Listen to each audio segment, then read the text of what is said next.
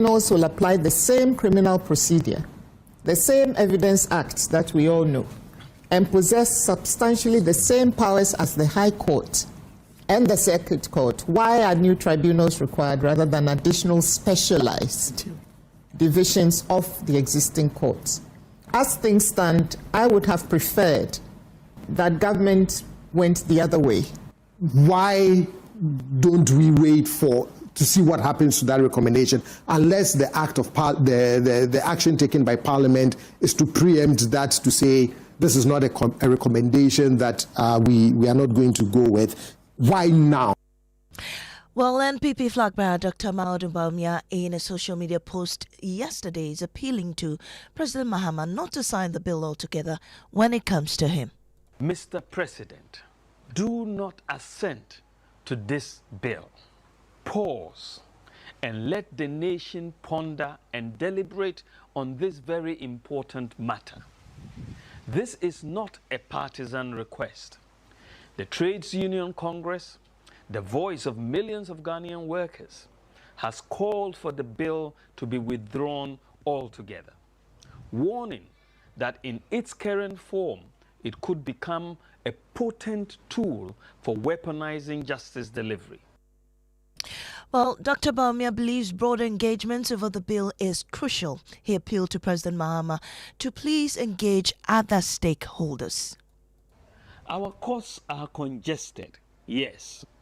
But the answer to congested courts is to strengthen the courts, more judges, more courtrooms, and digitized processes. It is not to build a second system of justice.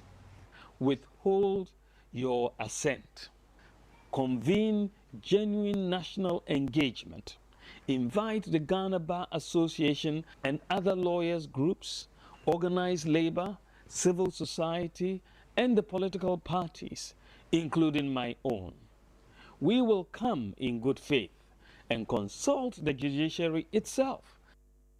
You are the NPP flag bearer Dr. Mahamudu Bawumia. Now, today, the Accra High Court is expected to deliver judgment in the illegal mining case involving NPP Ashanti Regional Chairman Bernard Entry Boisiako, also known as Chairman Wontumi. The outcome could either clear him of all charges or result in his conviction. However, his lawyers have filed a fresh application to delay the ruling for a second time. The trial judge must decide on that request before determining whether to proceed with judgment. Court correspondent Fatal Bayaga has the latest on this and other major cases expected to feature in court this week. Chairman Wontumi is accused of assigning mineral rights without the approval of the sector minister and deliberately facilitating illegal mining activities at his Samaraboy concession. The high-profile trial has been ongoing since October last year, with the prosecution calling 4 witnesses and the defense 5, including Chairman Wontumi himself. The case was initially set for judgment on July 3 but was adjourned after former lead counsel and the appeal could be stepped aside, and his successor, Samuel Atachia, sought more time to file the defense's written address. Today, the court is expected to deliver judgment. However, Chairman Wontumi's lawyers have filed another motion seeking a further deferment to allow for constitutional interpretation of provisions of the Minerals and Mining Act. We now wait to see how the court deals with that application. Another major case before the Criminal Division this week is the 49.1 million cedis cybersecurity procurement trial involving former National Signals Bureau Director General Kobna Edeboahen, his wife Angela Eje Boateng, and Advantage Solutions Limited. The prosecution is expected to close its case after calling for witnesses. Meanwhile, a dispute has emerged over claims that the prosecution cannot disclose the source of the 49.1 million cedis, an assertion the Deputy Attorney General, Justice Remsai, has publicly rejected. Also returning to court this week is the trial of former Ghana Infrastructure Investment Fund CEO Solomon Asamoah and former board chairman Professor Christopher Amiyao Ekonfi over the alleged loss of $2 million earmarked for the failed SkyTrain project. Following the dismissal of their submission of no case, attention now turns to whether they will file their witness statements within the court's deadline this week. Meanwhile, Joy News has cited a court document by counsel for Chairman Wontumi Samuel Atachia that he wouldn't be in the jurisdiction. Let's get more details from Joy News editor Fred Smith. So, Fred, what does it say? Well, Chairman Wontumi's lawyers are asking the High Court to adjourn proceedings because their lead counsel Samuel Atachia, is currently out of the country on a prior personal engagement and is expected back on Wednesday, July 22. In a letter to the court, the lawyers argue that Mr. Atachia, who has conduct of the case, is best placed to argue the deferment application. They insist the request is made in good faith and is not intended to delay the proceedings, but to ensure Wuntumi and his company are properly represented. Thank you so much, Fred. Now, government has welcomed ECOWAS' decision to back Ghana's request for xenophobic attacks in South Africa to be discussed at the next Africa Union Summit.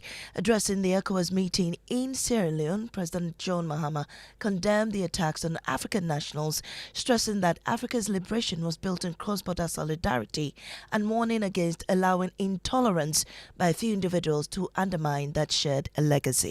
Ghana is deeply concerned about the recent incidents of xenophobic attacks against our citizens in South Africa, during which some Africans, including Ghanaians and Nigerian citizens, have lost their lives, while many other African nationals have experienced fear, intimidation, and uncertainty.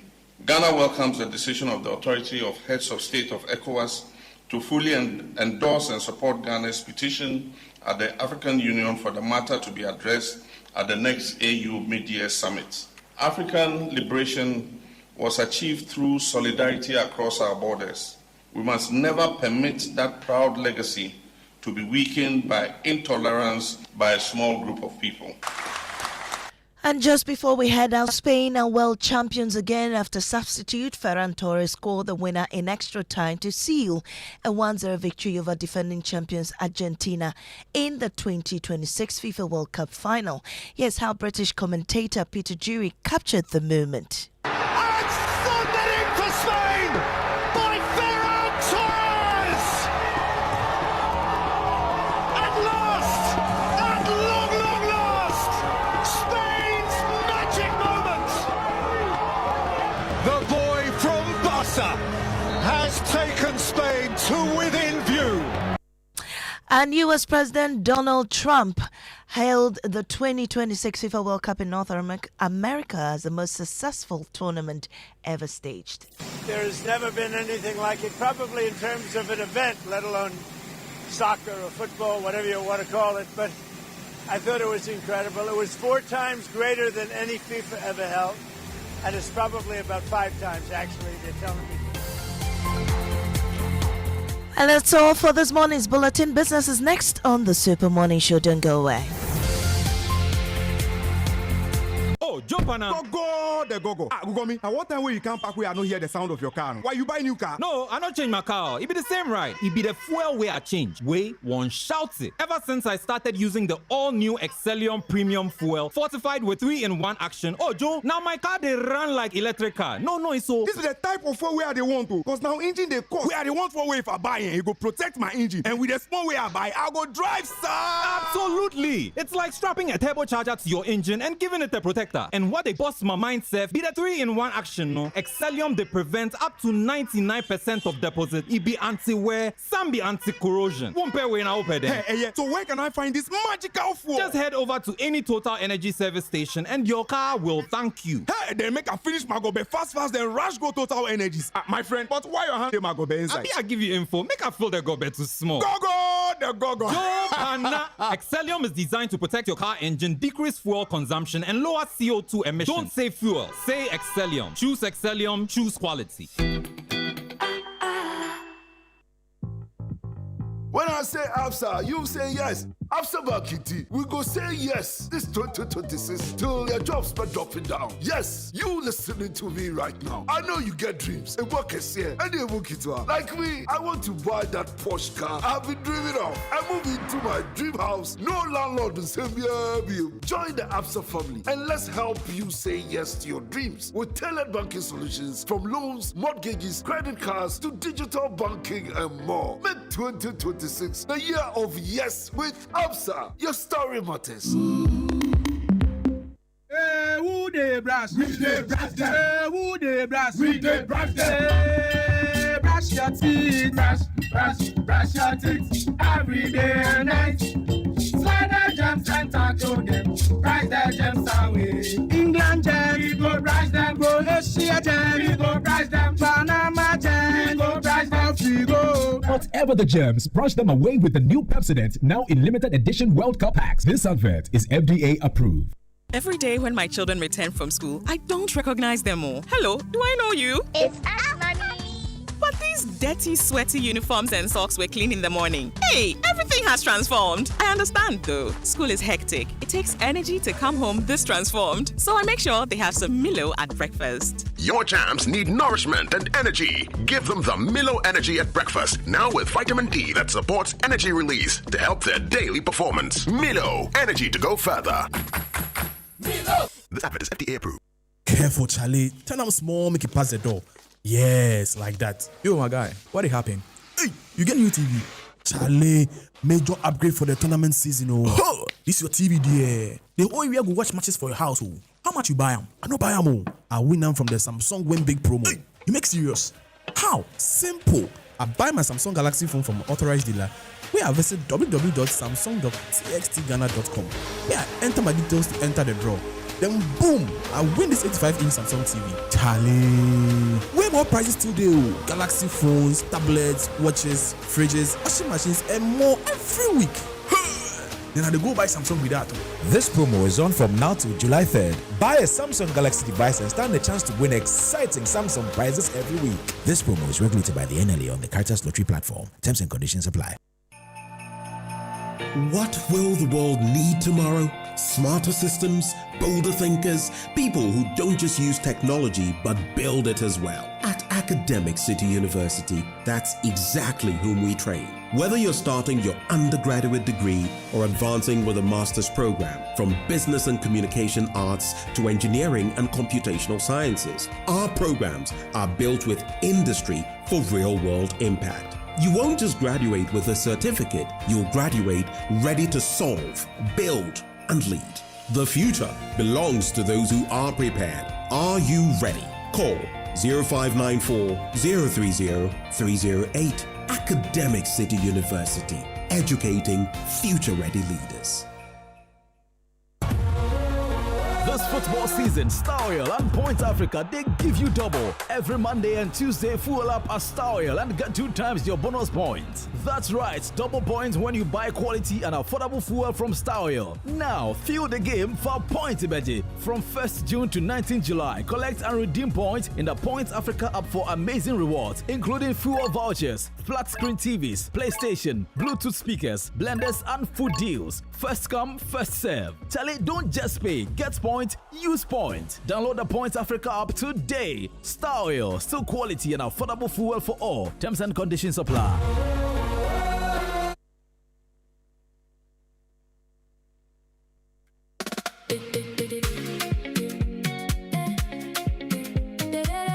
A king was born today.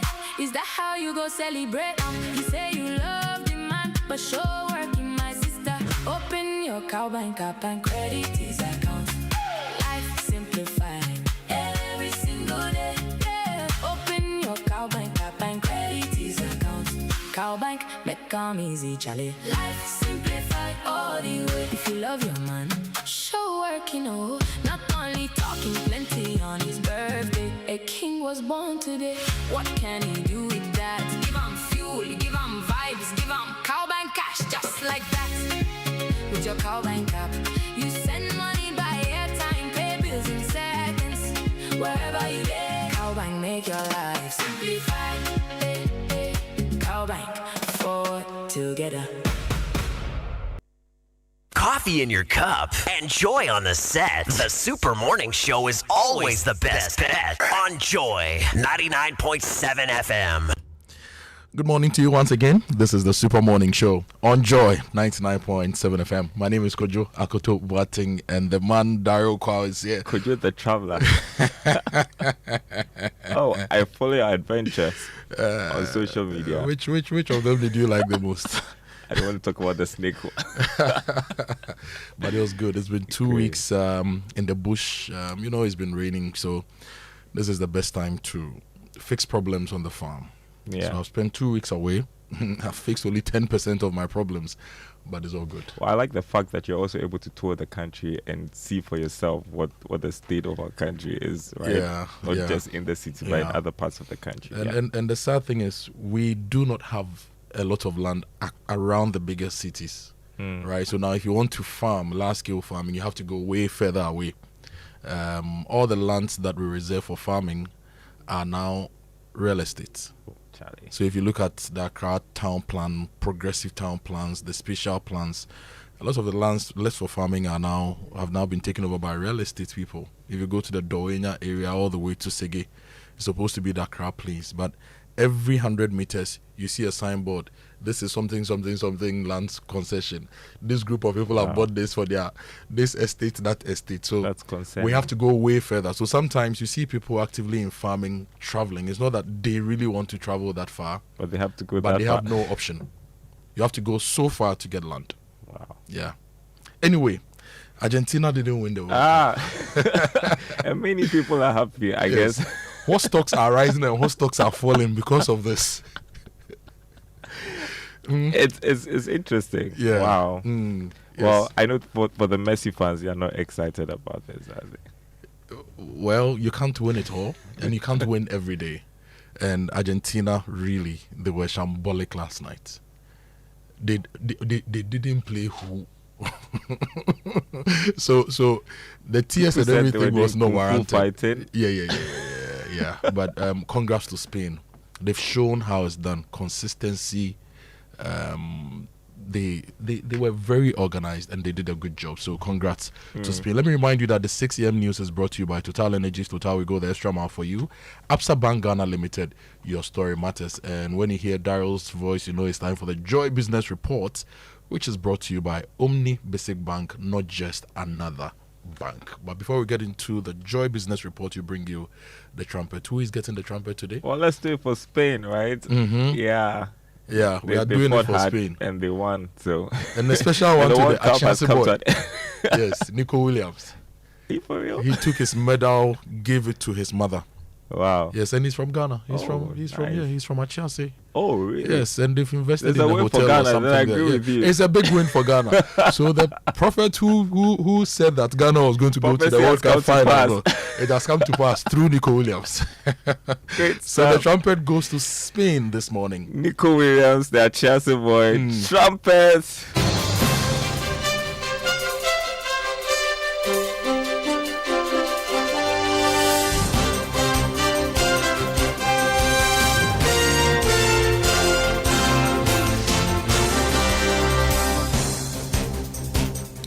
Hi, good morning. Welcome to the Joy Business Report. Coming up this morning, Finance Minister Dr. Kansela Tuforsen said to give details of government's new economic policy when he presents media budget review to Parliament on Thursday. Also, Omnibasic Bank offered the lowest rates on loans to households in May this year, according to a new report by the Bank of Ghana. Plus, continuous spike in price of crude oil raises threats to the economy. How can we manage these threats? We've got details coming up on the Joy Business Report.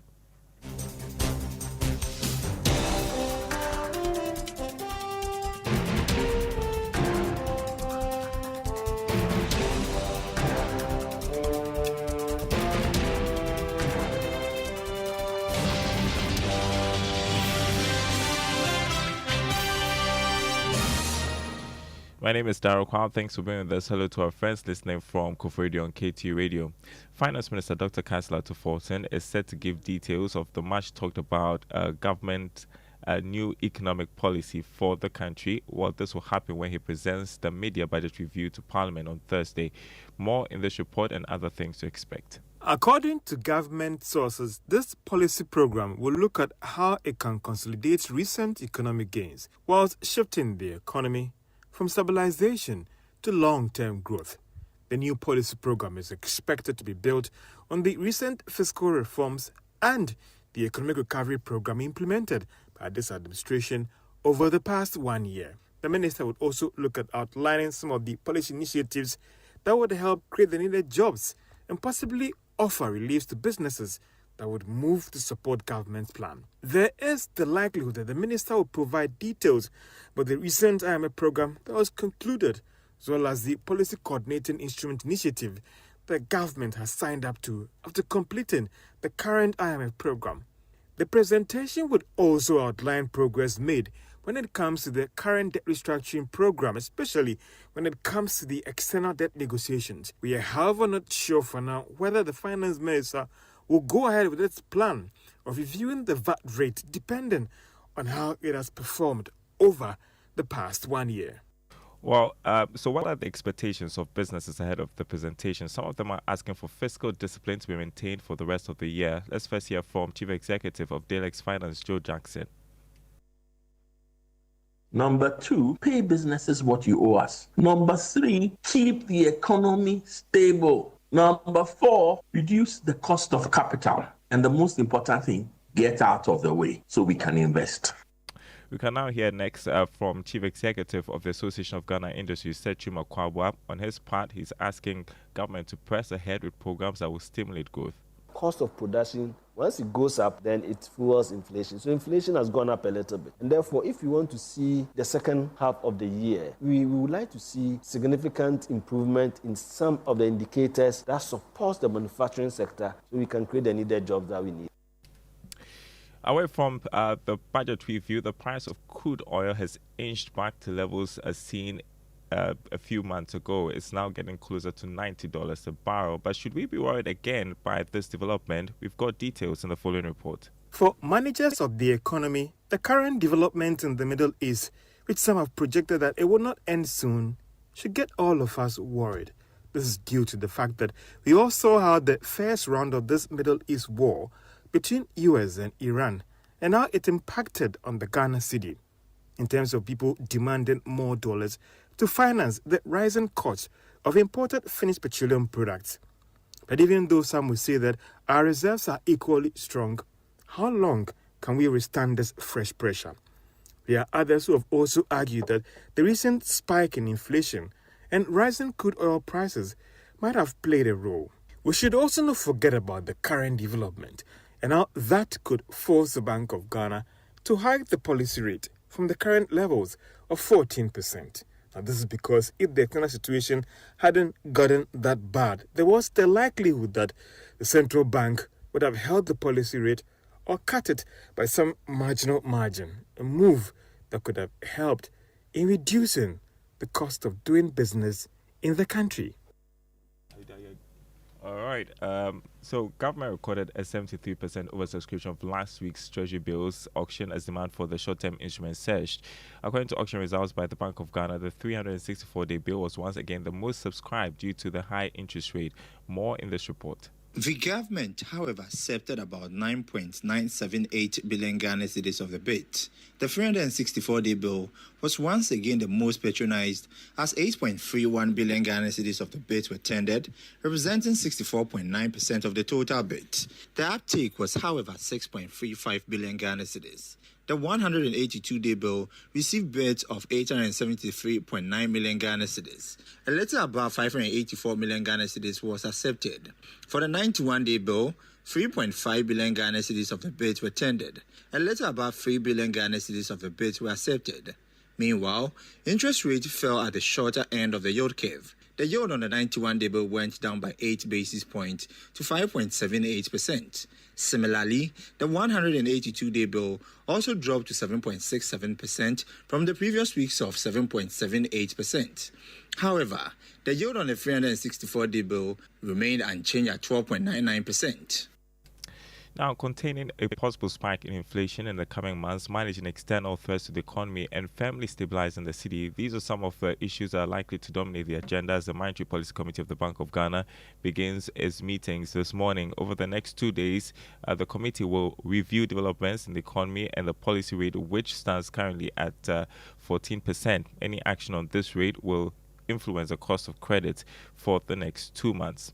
While speak of cost of credit, Omnibasic Bank offered the lowest interest on loans to households spread over 5 years in Ghana in May this year.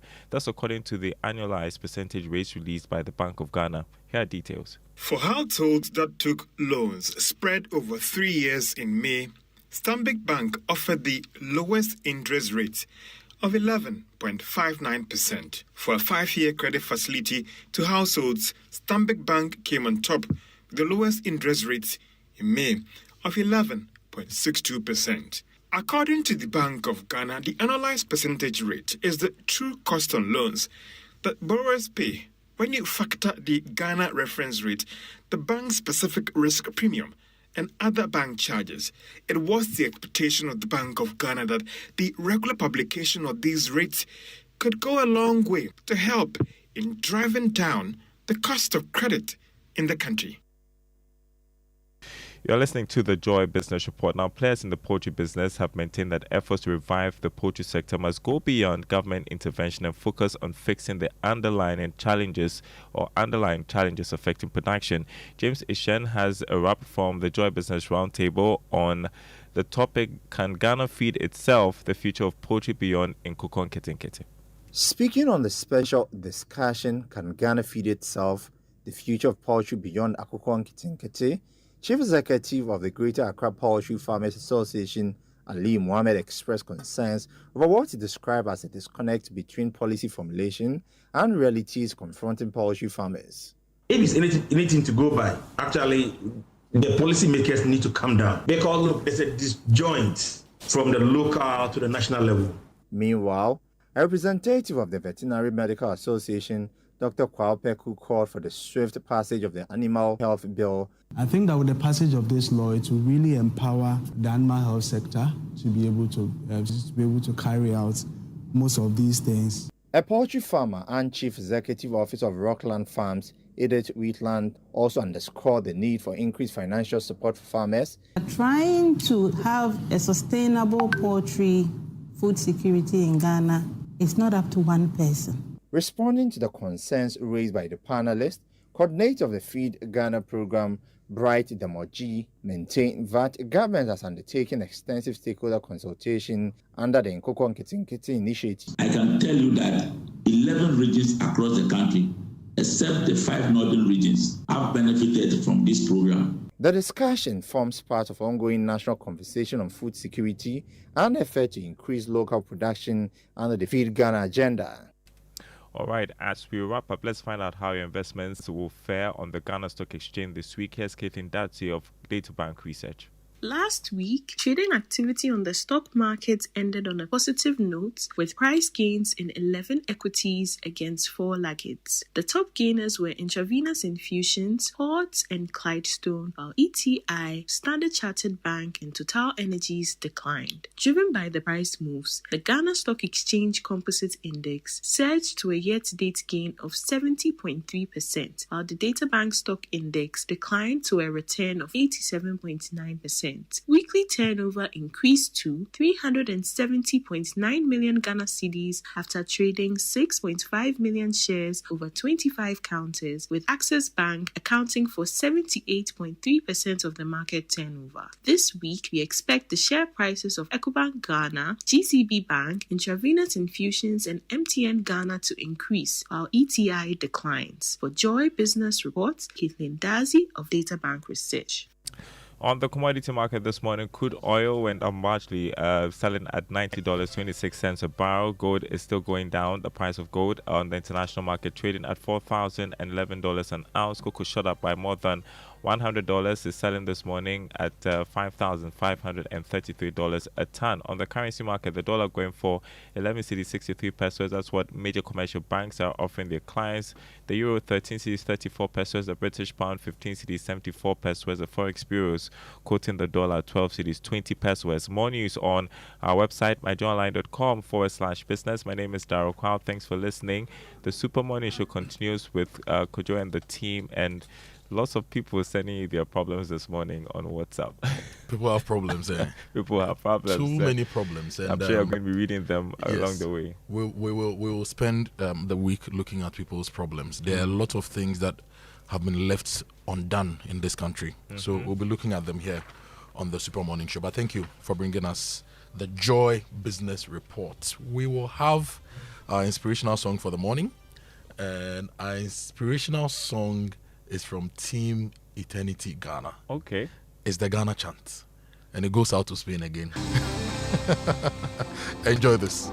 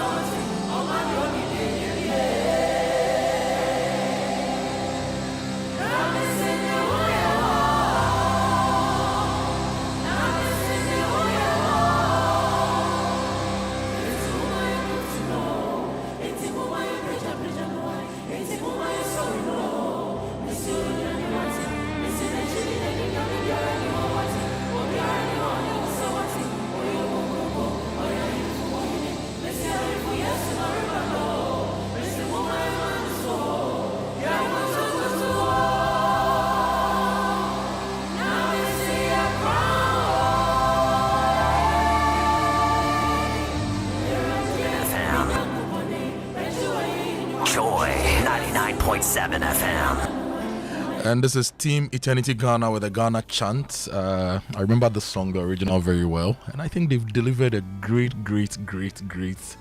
rendition of that. This was Susie and Matt, right? Yes. And it brings us to 6:37 a.m. My name is Kojo. Akoto Boateng. Time for the newspaper review here on the Super Morning Show. And I've been joined by my brother, Mr. Smith.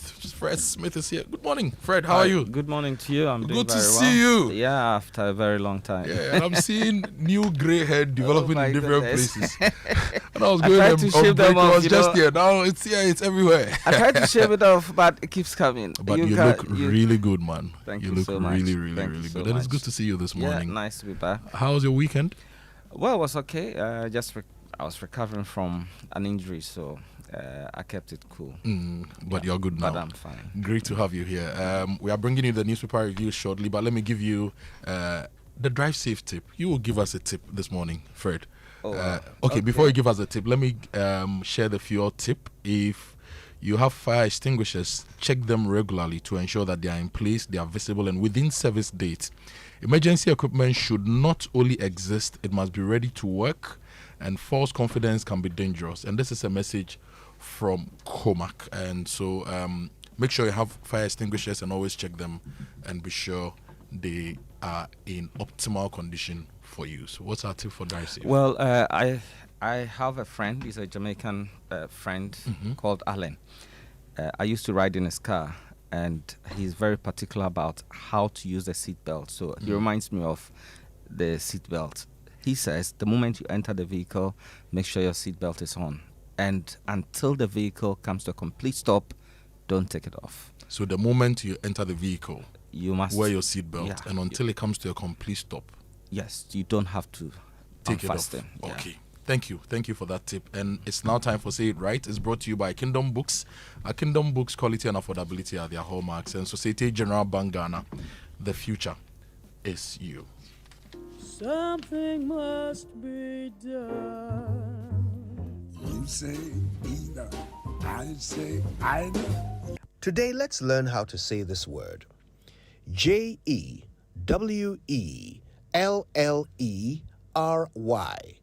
Jewelry.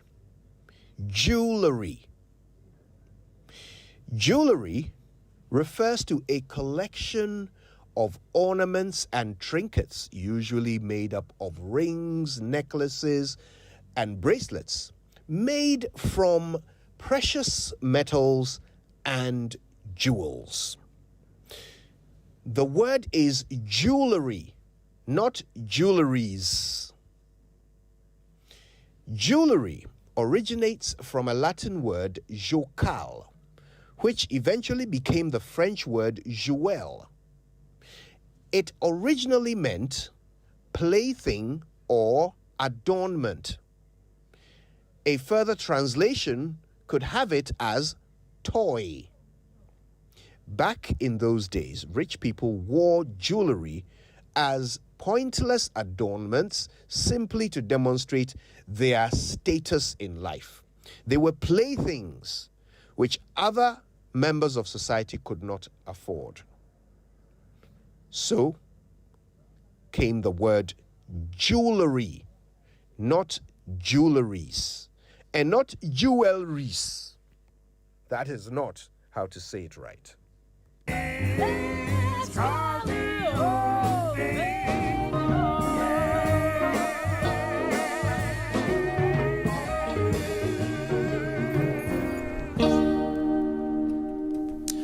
That was Say It Right, and that was Kojo Yankson bringing us Say It Right. It's now time for the online news review and the news review. We'll start with the newspaper review first, brought to you by Syntex Tank, a tough, a strong Kel Charcoal toothpaste, happy smile, and Star Oil quality and affordable fuels for all. Kweku is also here. Kweku, good morning. Yes. Good morning. Good morning, Kojo Boateng. These days you've been killing snakes, Kojo. I've not been killing snakes. No. Okay, you've been seeing snakes. Yes. It was just one snake in a friend's farm. He's a friend of the snakes, you know. You see the snake and you, I see. You want to run? No, me, I don't like snakes at No, all. they are. Some of them are actually nice to have around. Others, the very poisonous ones, you always have to be careful around. Okay. But they are part of the biodiversity, the ecosystem. So, we don't kill snakes. Anyway, time for the newspaper review, and let's start with you, Fred. What do you have? Well, the Daily Guide newspaper, don't sign tribunal's bill. You heard on the 6 a.m. news, Dr. Baumia speaking to the country yesterday and directing this directly to the president, John Dramani Mahama. Disregard misinformation against Adamus Resources. Edubuahin trial, AG admits absence of key evidence. Gold board backs 54 tons in 6 months. NPP must regain business trust. That's Afoko. Ofuriata US ruling pops up, and global oil promises jobs development for host communities. These are the big stories in the Daily Guide newspaper. I'm sure it is not the only newspaper that missed the World Cup. Yeah, by the time it was happening, they had already gone to press. Anyway, credit to the Daily Graphic. Okay. On the back page of the Daily Graphic, Messi's last dance ends in Spanish triumph. So the Daily Graphic got it. And on the front page, MMDA spent 22.4 million Ghana cedis to collect 10.26 million Ghana cedis. Auditor General's report highlights no disturbing trend. They spent 22.4 million Ghana cedis in the attempt to collect revenue of 10.26 million Ghana cedis. And it's been highlighted by the Auditor General's report. Petrosol CEO touts downstream gains. Let's preserve the democratic values, Justice DF Anand defended. This is the minority leader, Penyo Markin, speaking.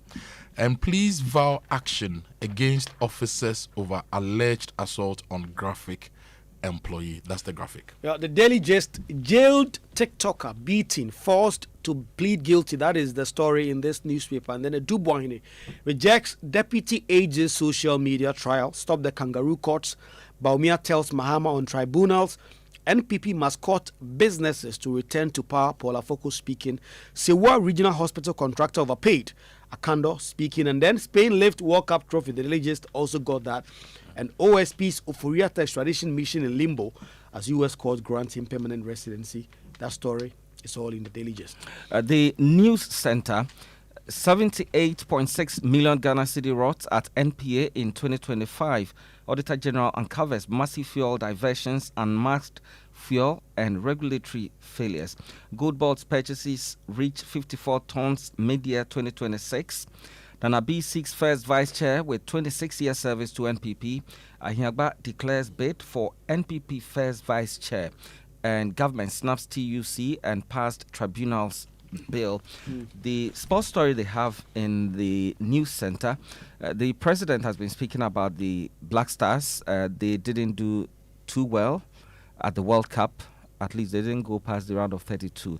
President Mahama says he believes the current crop of Black Star players can win AFCON and the World Cup.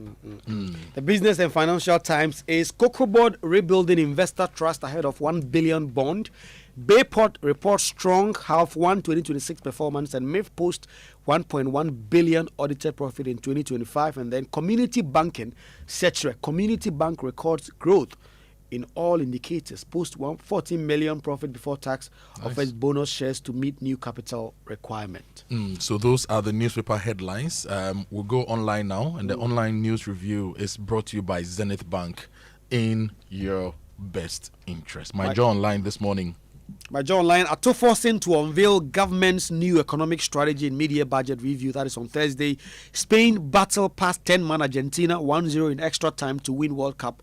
Muftar Nabila's report from New York as Ferran Torres extra time strike wins Spain World Cup title. And Ghana needs stronger courts, not a parallel justice structure. Baumia on tribunals bail. Minority demands foreign ministers briefing on Ghana's South Africa relations after Isaac's killing. And then Supreme Court chieftaincy exists for same enduring purpose. That's the Chief Justice speaking. The City Newsroom, parliamentary majority is no license to pass every bill. That's Baumia speaking. The GT Bank tops SME lending rates at 33.58%. Standard Chartered the lowest at 11.03. Treasury bill auction oversubscribed by 72 8.5% for third consecutive week. Minority wants Ablakwa to brief Parliament on Ghanaian killed in South Africa. Ghana to host first AU Extraordinary Health Summit. Public tribunals not answer to congested courts. Dr. Baumia speaking. Ghana, Burkina Faso reopen egg and tomato trade. Don't sign tribunals bill. Baumia speaking again there. Haruna Idrisu to unveil 3 billion Ghana cedi SHS infrastructure plan, and ECOWAS backs Ghana's AU petition against xenophobia. That's Ablakwa. Okay, let's get the details now. I want to start with the daily graphic. Okay, brilliant. MMDA spent 22.4 million Ghana cedis to collect 10.26 million Ghana cedis. This is according to the Auditor General's report. And the story says the Auditor General's reports over the past 5 years show that revenue collectors' salaries at several metropolitan, municipal, and district assemblies exceeded the amount of internally generated revenue they mobilized during the period under review. The daily graphics monitoring of the report over the past 5 years found that MMDA spent 22.4 million Ghana cedis on salaries for revenue collectors between 2021 and 2025, while the officers generated only 10.26 million Ghana cedis from property rates, fees, licenses, and other revenue components. The reports on the account of district assemblies show that in many instances, individual revenue collectors earned annual salaries of between 50,000 cedis and 90,000 cedis, but mobilized only 6,000 to 40,000 cedis in revenue, exposing significant inefficiencies in revenue collection. Now, the practice, which contravenes Section 52 of the Public Financial Management Act, undermines value for money in the use of public funds and results in avoidable financial losses for the assemblies.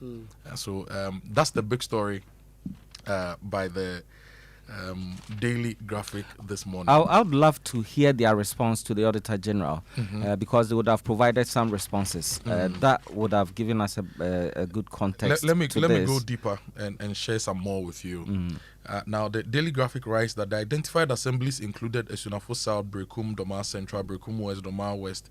Goes on to list the assemblies, including my Nkransa South. Now, others were Amansia Central, and it goes on and on and on and on and on. Analysis of the data showed that in 2021, 163 revenue collectors at 31 assemblies were paid 3 million Ghana cedis, and they mobilized only 1 million Ghana cedis, 1.63. And we don't have responses from the assemblies here. However, we have comments by the Chamber for Local Governance, which is a civil society organization, explaining that the recurring inefficiencies stemmed from weak incentives for revenue collectors, many of whom were paid regardless of their performance.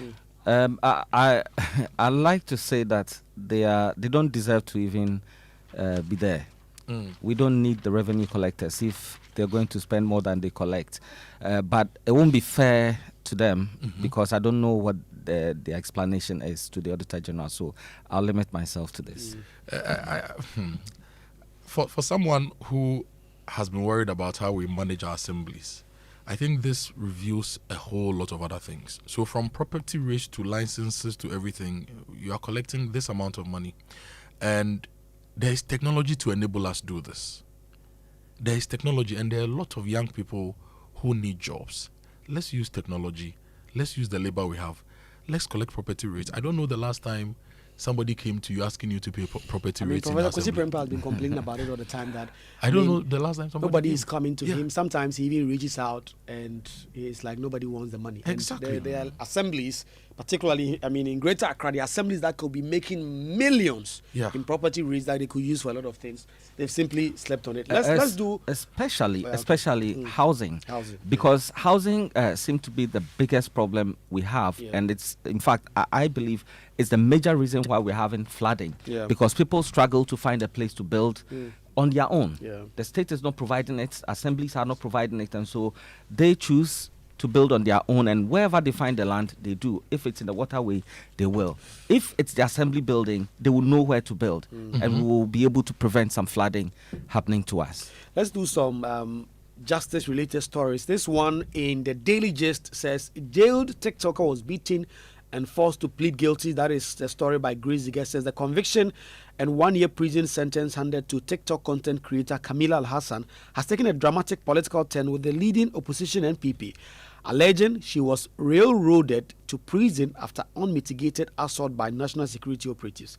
The TikToker was denied access to her lawyers and coerced into pleading guilty before the court imposed sentence because of the assault. The allegations made by NPP national organizer Henry Nabuache and former Minister for Health Dr. Bernard Okoboy have intensified the national debate over the handling of the case and raised fresh questions about due process, constitutional rights, and the independence of the criminal justice system. And then this one also in the same paper says, "Stop the kangaroo courts." The NPP flag bearer for the 2028 election, Dr. Mahmoud Baumia, has launched a strong opposition to the controversial tribunal's bill, urging President John Dramani Mahama to withhold his assent and instead initiate broad national consultations to prevent what he describes as the creation of a parallel justice system that could undermine Ghana's democracy and independence of the judiciary. In a televised address, the former vice president warned that the proposed legislation risks reviving a judicial architecture that many Ghanaians associate with the painful chapters of this country's political history, referencing the kangaroo courts of the PNDC military junta epitomized by the public tribunals. All of these stories are in the Daily Gist. Well, rot at MPA in 2025, the Auditor General has uncovered massive fuel diversions, unmarked fuel and regulatory failures. And the story is on page 2 of the paper. It says that the Auditor General has uncovered a staggering 78.6 million Ghana cedi scandal at the National Petroleum Authority, MPA, exposing widespread lapses in the regulation, monitoring and distribution of petroleum products that have potentially deprived the state of millions in tax revenues, while exposing consumers to the risk of purchasing substandard fuel. The irregularity contained in the performance audit report on the operations of the National Petroleum Authority, dated June 24, 2026, centers on the failures of the authority to properly implement the country's fuel marking program, weak enforcement of petroleum transport regulations, poor monitoring of fuel distribution, and questionable payments to a fuel marking contractor. And my worry mainly is about the substandard fuel that people will be putting in their vehicles. It can actually damage the vehicle for you, and you know how much it costs to currently buy a new vehicle. So the fuel marking that we pay for as part of the petroleum price build-up, you know, we pay the fuel marking levy. It's not being managed well. That's what the Auditor General is saying. And, you know, there are people who have even suggested that we should take away the fuel marking levy because it's a levy that helps us to buy dyes to differentiate the fuels. And so when costs are going up and there is technology to ensure that we run logistics very well, why should people be paying for fuel marking for it to be mismanaged? If what the Auditor General is saying is anything to go by. That's true. There's some good news. I mean, with all these gloomy news, such a Community Bank records growth in all indicators, post 14.4 million profit before tax and offers bonus shares to meet new capital requirement. That is in the Business and Financial Times. It says Setra Community Bank PLC, located in Jamasi in the Setra South District of the Ashanti region, has achieved remarkable growth. I think you mean to say Jamasi. Jamasi, okay. Yes. In all financial indicators for the year 2025. The bank recorded a profit before tax of approximately 14.4 million cedis in the year under review, as against 5.76 million in the previous year, representing 150% growth. The rise in profit has been attributed to improved revenues generated from operations and prudent management of recurring expenditures, both on the part of the board, management, and the entire staff. So the Community Bank is doing well there. Still on the economy on myjoyonline.com, Finance Minister Dr. Kasila Tuforsen is expected to unveil the government's much-anticipated new economic policy when he presents the 2026 mid-year budget review to Parliament on Thursday. The new policy agenda is expected to mark the government transition from economic stabilization to long-term growth while consolidated recent macroeconomic gains. The government sources say the framework will build on the fiscal reforms and economic recovery measures introduced by the Mahama administration, and will also focus on sustainable job creation, higher productivity, economic resilience, and inclusive growth. Well, the news center, the Motor Traffic and Transport Department of the Ghana Police Service has impounded about 6,000 vehicles and confiscated hundreds of illegal sirens, beacon lights, strobo lamps, and other unauthorized lighting equipment in a nationwide enforcement exercise aimed at improving road safety and curbing the misuse of emergency warning devices. They've done very well. Yeah, so these people are going to go to courts? I believe so. Or they are going to be given, or they were given sport fines? Well, I believe they'll go to court. The story doesn't... you know, when we spoke to the sector minister, he told us they were going to do this. One other group of people we asked about were the people who move money. Yeah. What are they called? The bullion vans. Yeah. I asked him whether it was legal or illegal, and he said it was illegal for them to do what they do. Yeah. But I've not seen any action against them yet. And I'm raising this because the way the bullion van drivers drive, the way they push people off the road, they are indisciplined. It's all part of the indiscipline that we must fight. So yes, we are. I think the appropriate way will be for them to get a dispatch rider properly. Exactly. How do you drive bullion vans in the city just like that? Push people off the road. Sometimes put all of us in danger. So I want to ask the police service and the ministry to release a directive on that, so that we are all in sync that this is what is being done with the bullion vans as well. But let me take you to page 13 of the Daily Graphic. Police vow action against officers over alleged assault on graphic employee. The story by Joshua Bedia Kokumsin says that Accra Regional Police Command has assured the public that any police officer found culpable in the alleged assault on a staff member of the Graphic Communications Group Limited will be dealt with in accordance with the law and the police services disciplinary procedures. The assurance follows a complaint lodged by Aliu Mahama, a staff member of the transport unit of Graphic Communications Group Limited, who said he was wrongfully accused to be an armed robber and brutalized by some police officers at Greda Estate at Teshi on the night of Tuesday, July 14, 2026. There's another police story related to journalism on My Joe Online. Multimedia condemns assault on reporter by soldiers in Nkwanta South, demands probe. Now, the Adom branch of the Multimedia Group has condemned the alleged assault on its OT regional correspondent, Obrimpomba Kwame Usu, by military personnel enforcing the curfew in Nkwanta South, and called for a thorough investigation into the incident. We'll bring you more on those stories. It's now time for us to go for the BBC. Well, just 30 seconds because I One did second. Just because I did the rot at NPA, I always like to balance my stories, and I've looked for their response. I can't find it. Just to be fair to them, that their response is not captured in the story I've read. Okay, so we'll get deeper into that later here on the Spur Morning Show. It's coming up to 7, and it's time for the BBC News. Do people really understand the consequences of our appetite for gold? This is the BBC World Service, the world's radio station.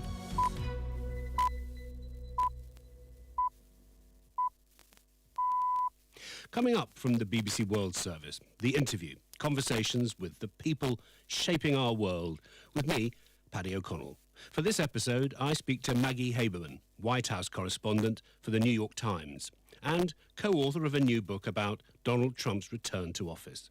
She takes us inside his second administration, from the influence of Elon Musk to his increasingly fraught dealings with world leaders.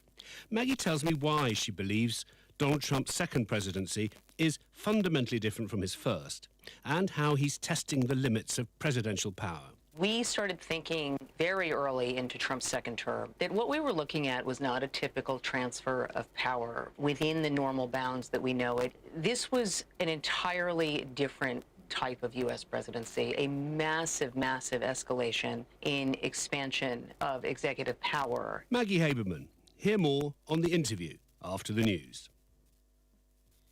BBC News with Emily Thomas. Celebrations have been taking place across Spain after their men's football team won the World Cup. They defeated Argentina 1-0 after extra time in the final in New Jersey. Dan Rowan has been covering the tournament. It may not have ended with a classic final, but the biggest and longest World Cup ever did eventually produce worthy winners in Spain, and it'll be remembered as one of the most significant tournaments to date. Cape Verde and DR Congo provided some magical moments. The big and there were bumper TV audiences in the US, a country where the sport is trying to break into the mainstream. But there was also plenty of controversy, with fans facing unprecedented costs over tickets and transport across the three host countries. The tournament was politicised from the start, with some supporters, players and officials unable to attend matches due to American travel bans and visa restrictions. Iran faced obstacles throughout. The US military in the Middle East has said it's hit Iranian targets on a 9th consecutive night of strikes. The US Secretary of State Marco Rubio urged other countries to help stop Iran controlling the Strait of Hormuz. Yolande Nell reports. The US has reportedly begun sending more warplanes to the Middle East, even as the Secretary of State Marco Rubio has said Washington remains open to a diplomatic solution. The US Central Command said that its overnight targets included Iranian military command centers and missile and drone launch sites. Iranian media reported explosions in several cities. Later, Kuwait said it was intercepting hostile Iranian drone attacks, and warning sirens sounded in Bahrain. The Strait of Hormuz remains the focus of tensions. Iran claims to have hit 2 oil tankers, taking what was described as an unsafe southern route through the waterway. There are separate reports of a vessel on fire in the area. Thousands of people have gathered in Delhi ahead of a planned march on Parliament to demand India's education system. The authorities have not given it permission. Azadeh Mashiri is at the protest.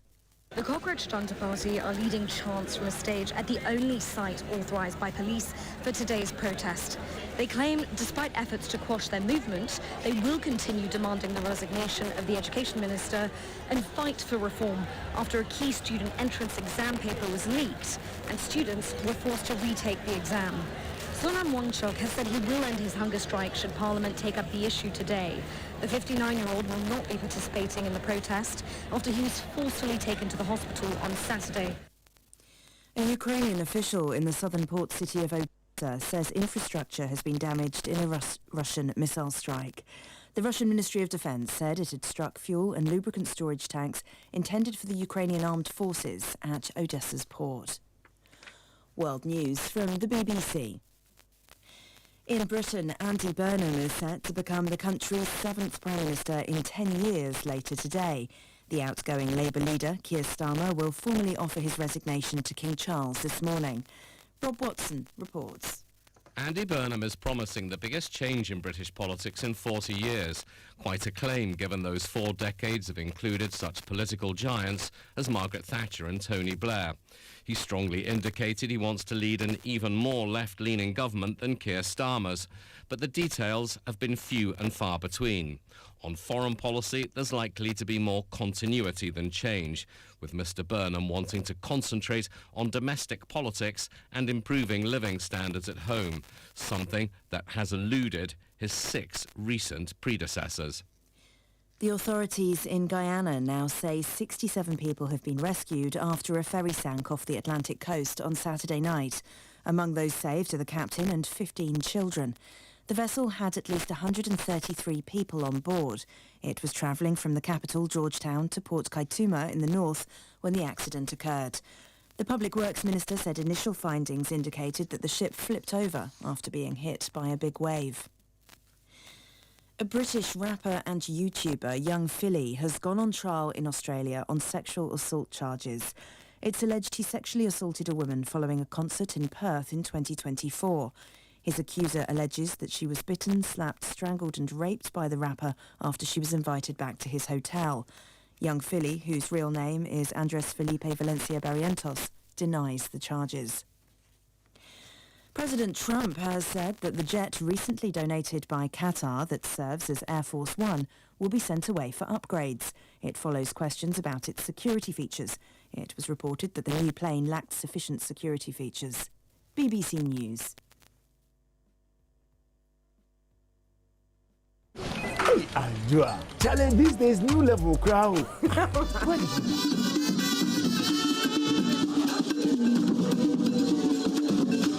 Traditional Bobobo rhythms set the tone as President John Mahama was installed as a chief of Avet Dakba, where he was given the stool name Togbi Dunanyo. Following the ceremony, the president commissioned the Akachi North District Police Headquarters at Avet Dakba and called on personnel to safeguard the facility through proper maintenance.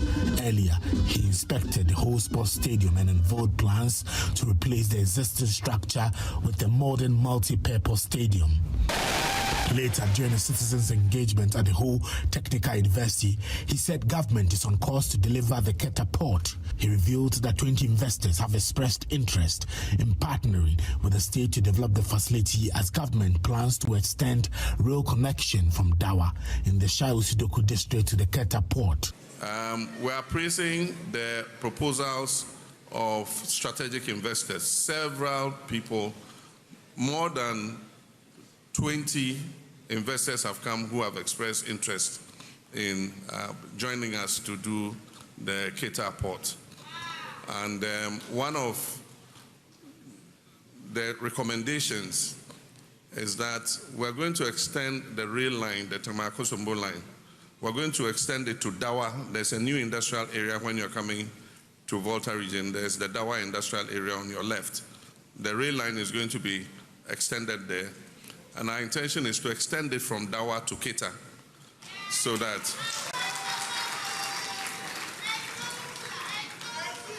any containers that are offloaded in Keta can be put on the train and go straight towards Tema and Accra. Speaking on the ongoing legal action seeking the Supreme Court's interpretation of the constitutional provision on presidential tenure, President Mahama said he believed the relevant clause was clear. He said he knows the people of Ghana have given him one term in office and that he's committed to working hard to justify the trust they have placed in him. The people of Ghana gave me a mandate for one term. And I am working hard to meet the promises I made them. And so I always tell my ministers, I say, let's number our days so that we can work harder to meet the promises we made the Ghanaian people. I note that people have gone to the Supreme Court seeking interpretation of the clause that governs the tenure of the president. If you ask my personal opinion, I thought that it was clear enough. I've read it over several times. It's exactly what it says. But if they want to ask the Supreme Court, that is their business. But I know that the people of Ghana gave me one additional term, and I'm going to work to meet the trust that they put in me. President Mahama also questioned former Finance Minister Ken Ofori-Attah's decision to remain outside Ghana while authorities seek his return, saying anyone who believes they have done nothing wrong should not flee the country. He assured that due process will be followed and justice served if Ken Ofori-Attah returns. For many years, almost till the end of the regime, you held the most sensitive position as finance minister. And at a point when your own members of parliament, 80 of them, signed an application that the president should remove you, you said something historic. You said you are like the father of children and that you can't run away and leave your children. And so if we Ghanaians are your children, we're calling you, we're begging you, Father, come back.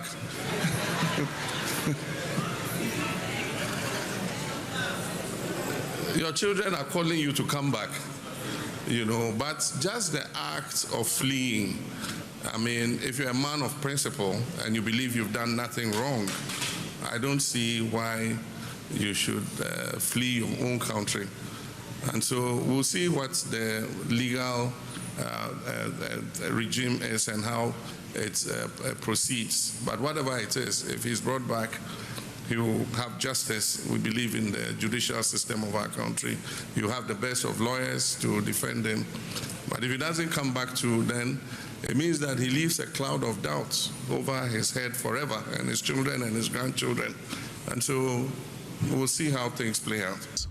He also dismissed claims that his administration is pursuing politically motivated prosecutions, insisting that investigations to the Ghanaian people, which was the social contract we brought to the people, that if we are elected and voted into office, we will bring back the tribunal system. The Ghanaians overwhelmingly voted for NDC. So as part of the promise we made to the Ghanaians, we need to go back to our manifesto and make sure we go according to what we promised Ghanaians. So the idea that it was phased out, indeed, until I think Georgina Wood, CJ then, was not empaneling. Post 1992, the tribunal systems were still working. All the constitutional review committees that we have had have similarly recommended that it should be abolished. And so even what is on our statute book, there's the recommendation that it should be abolished. And so it does appear that the government, very respectfully, is alone. The NDC government is alone in terms of what it thinks of the tribunal. What has worked is the building of infrastructure, investment in technology to reduce congestion in our courts. And indeed, you and I know that in recent times, the building of courts in places like Adenta, the building of courts in places like Amasaman, the building of courts in Winneba, places where previously there were no high courts, places where previously there were no district courts, have proven to have reduced the congestion in our courts. Although I believe that there has to be some constitutional, we should approach it with constitutional openness. I think there should also be historical caution, because the question for me is whether the system that this bill is proposed by the bill is necessary. Is it necessary? Is it properly designed? And is it sufficiently protected from political interference and abuse? These are the core questions. There is a historical burden, and government cannot ignore the fact that the word tribunal, that word, carries a very complex and deeply troubling history in our country. We are playing and toying with our democracy by the actions we take daily in our political front.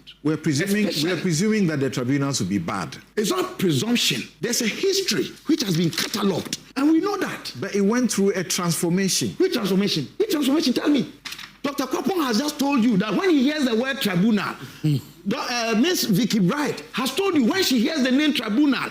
My brother Bafowa has talked about when he hears the tribunal. You have said it. When we hear the name tribunal, it sends shivers within the spines of people. The greatest punishment that is given to a murderer is that of denying of your liberty. And for that matter, it's a criminal trial. And the major issues relating to criminal trial in this country, if you study the system, the delays are not caused by the courts. Let's be real. The delays oftentimes are caused by the prosecutors.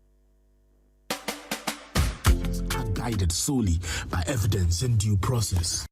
And here is something's stake. Contempt of courts and the illusion of the truth defense. The core point of law in my take today, this morning, is that truth is not a defense when charged with contempt. Yes, I want my friends in the Inky fraternity to learn that.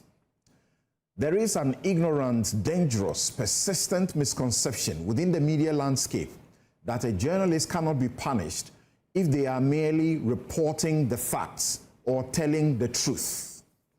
Let me bust your bubble. Let's educate ourselves. In the realm of contempt of court, specifically concerning the willful breach of an injunction order, truth is absolutely no defense. Yes, truth is your absolute defense in a defamation suit, but not in a contempt charge. This foundational legal principle, a long-standing global jurisprudence, was forcefully articulated by the Supreme Court in 1995 and has been followed over the years in the landmark case of Republic versus Mensah Bonsu. In her classic exposition, Her Ladyship Justice Joyce Bamford Addo emphasized that the power to commit for contempt exists entirely to protect the administration of justice and maintain public confidence in the authority of the judiciary. Our 150-year-old Supreme Court has firmly established at various times a standard threefold test to succeed on a charge of contempt. That's civil contempt. The test requires proving beyond reasonable doubt that 1. there is a judgment or order requiring the conterminor to do or abstain from doing something. 2, the conterminor knows exactly what he is expected to do or abstain from doing. And 3, the conterminor failed to comply with the terms of the judgment or order, and his disobedience is willful.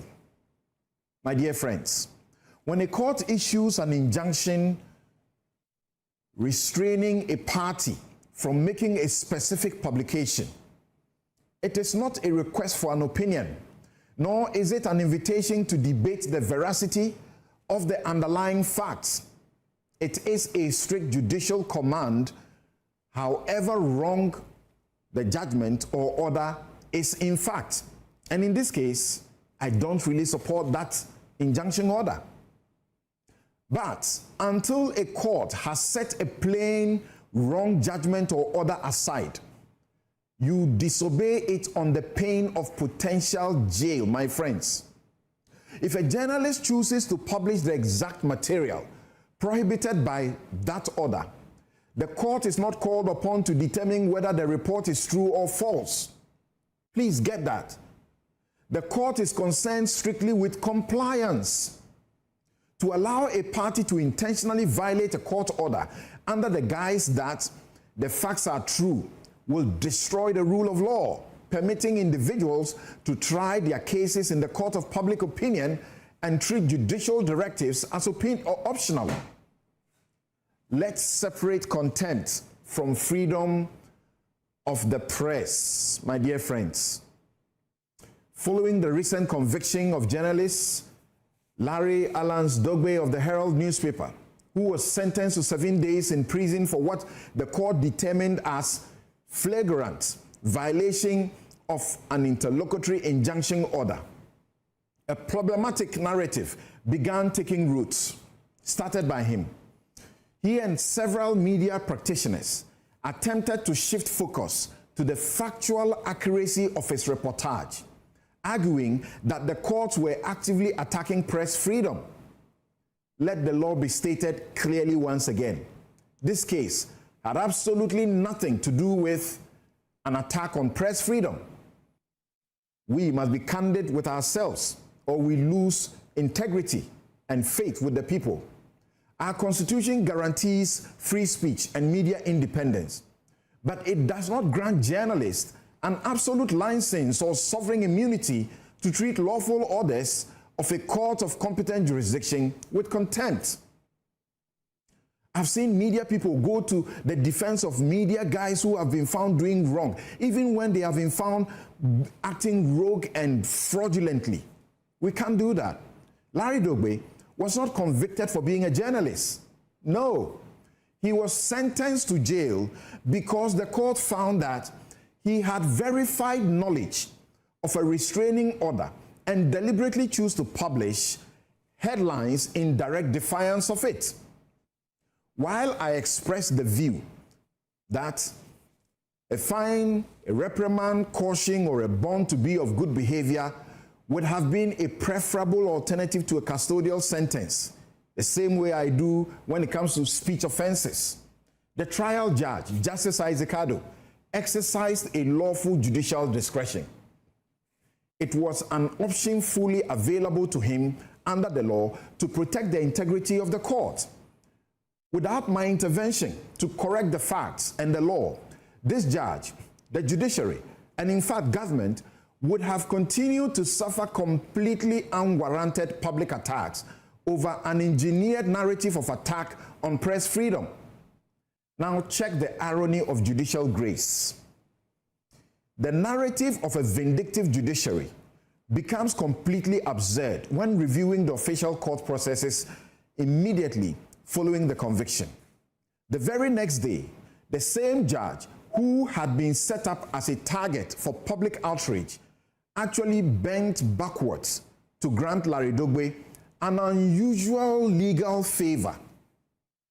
On June 26, 2026, just the day after the conviction, Justice Akoto granted him interim bail pending appeal in the sum of 100,000 with 2 sureties, valid for a period of 10 days. In Ghanaian jurisprudence, this was an exceedingly rare, highly irregular occurrence because at the precise time the bail application was made and granted, a notice of appeal had yet to be filed. Everything.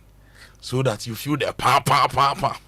Anyway, good morning to you. If you just tuned in, 7:21 a.m. This is the Super Morning Show. My name is Kojo, Akoto Boateng, and I'm here with Kweku Asante. Kweku is here with me. Yeah. Always a joy to have Kweku with me in the studio. I have no joy. Yes. My goats failed to get the second World Cup. Your goat? There's only one goat. Okay. The greatest of all time, Lionel Messi. So you're not happy that Messi... I also struggle to sleep, man. Meanwhile, I'm a big Barcelona fan. I have 8 players in the Spanish team. Mm-hmm. I like all of them. I like that but there's just a certain sense that if Messi was able to get one more World Cup, get his golden ball, then would all just relax. Were you disappointed? I was disappointed. The Argentines did not play well. Okay. The Spanish completely dominated them. They played 90 minutes, not a single shot on target. And then once they got a red card, Enzo Fernandez, he just knew it was over. Yeah. Because 11-11, they could just not even go toe-to-toe with Spain. Then now, you are short one player on the field. You just know it's over. So it's such a strange feeling that they were able to take this into second extra. Yeah. Until that goal from Ferran Torres came and then it just sank all of us out. The best part of that goal for me was the assist by Nico Williams. Yeah, our Ghanaian brother. Charlie, that assist I think is the best assist I've ever seen. Yeah.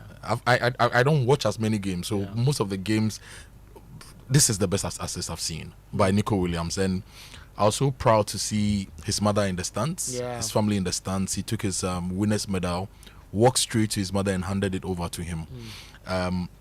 Nico, Iñaki, a lot of the Ghanaians we've seen play for other teams and other nations. They show that we have it. Ghana, when it comes to the talent and the excellence, we have it. It's how we plan to use the talent and deliver that excellence. That always becomes our problem. Because we've had all these great players and our World Cup. I think the best World Cup we've had was Germany and then South Africa. Yeah. After that, it's just been group stage exits and all of that. And bad games. We don't play well. See Spain. See how organized they were, how their game was. So let's say congrats to Spain and congrats to Rodri. Yeah. I think he deserved to be the player of the tournament. There's no way 39-year-old Messi scores 8 goals of his 4 assists. Yes. You know, the golden ball is for the best player, the best individual of the tournament. Some people not say the better player in the some system. Of Messi's goals were FIFA assisted goals. But Rodri, he's been a silent engine for the Spanish national team. And you know, sometimes it's not the one on the billboard. Yeah. It's actually the people behind the billboard who are making it stand. And Rodri has been an excellent leader for the Spanish national team.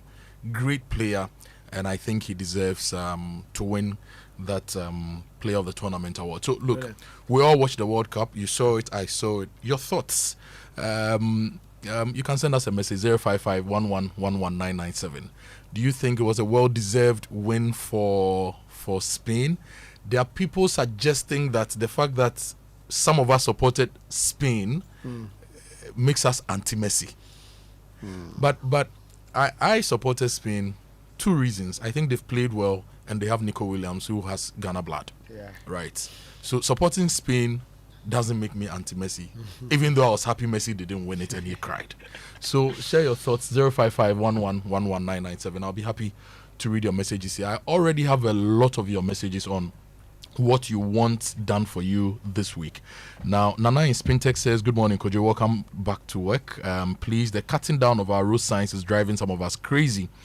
It is now a security hazard. Would you believe street lights mounted on the new roads in Spintex Road last Wednesday? The scrap dealers started cutting them off by Saturday. They are cutting down road signs around our cities. Please, let's talk about it. And this is from Nana at Spintex Road. So Nana is raising this very, very important issue about the scrap dealers who steal road accessories and go and sell as scrap. Oh God. Accessories we buy with our money, our taxes. And he says we should deal with it. And I would urge all of us, if you see anybody doing this, take photos. Yeah. If you can initiate a citizen's arrest, do that. If you fear for your life and you cannot do that, take a photo, call the nearest police of the station, or organize people so that we deal with these people. Now, this message says, good morning. I had a good drive on the PS Global to Def Traco Gate, Dawenya Road this morning. It's been graded. A journey that took us 10 minutes now takes us less than 2 minutes. Hope they tie it soon. And there must be rumble strips on it because the road is wide. Otherwise, the drivers will race on the road. And this is from John. And he's saying thank you to Joy Super Morning Show for highlighting that road and for the results that they are seeing. Victor in Setri Draboso, I believe that is Akando's hometown, writes that my issues this morning: sanitation, number 1. Number 2, road network, potholes, especially on our major roads. Number 3, indiscipline in the education sector. Number 4, media personalities turn out to be political agents. And number 5, lecturers leaving the classrooms for politics. Those are the issues that keep me awake. And this is from Victor in Seshi Jabo. So, Victor, if you could give me specifics, especially with the sanitation. What areas do you want us to attack? The road network issues. Mention some of the places so we can get action taken for you. And the indiscipline in the education sector, please give me some details so we can work on it. It's 7:27. This is still the Super Morning Show. My name is Kojo Akoto Boateng. I'm here with Kweku Asante. Let me remind you that the BBC News we aired earlier was brought to you by Fidelity Bank. Believe with us. Glyco, we cushion you for life. Oba Spaghetti, it's made for you. Call your people, call your crew. Come chop, everybody chop Oba. You know, go stop. Oba, come chop, everybody chop. And let me tell you about the Fidelity Switch and Smile promo. You know, your salary deserves better. So switch to Fidelity Bank today and enjoy amazing benefits. They give you lower interest rates, higher loan amounts, personalized financial support, and a smile that lasts. So it's time to switch and smile wider with Fidelity Bank. If you want to learn more, you call 0800 003 355, or you visit fidelitybank.com.gh, or you connect with them on social media at FidelityBankGH.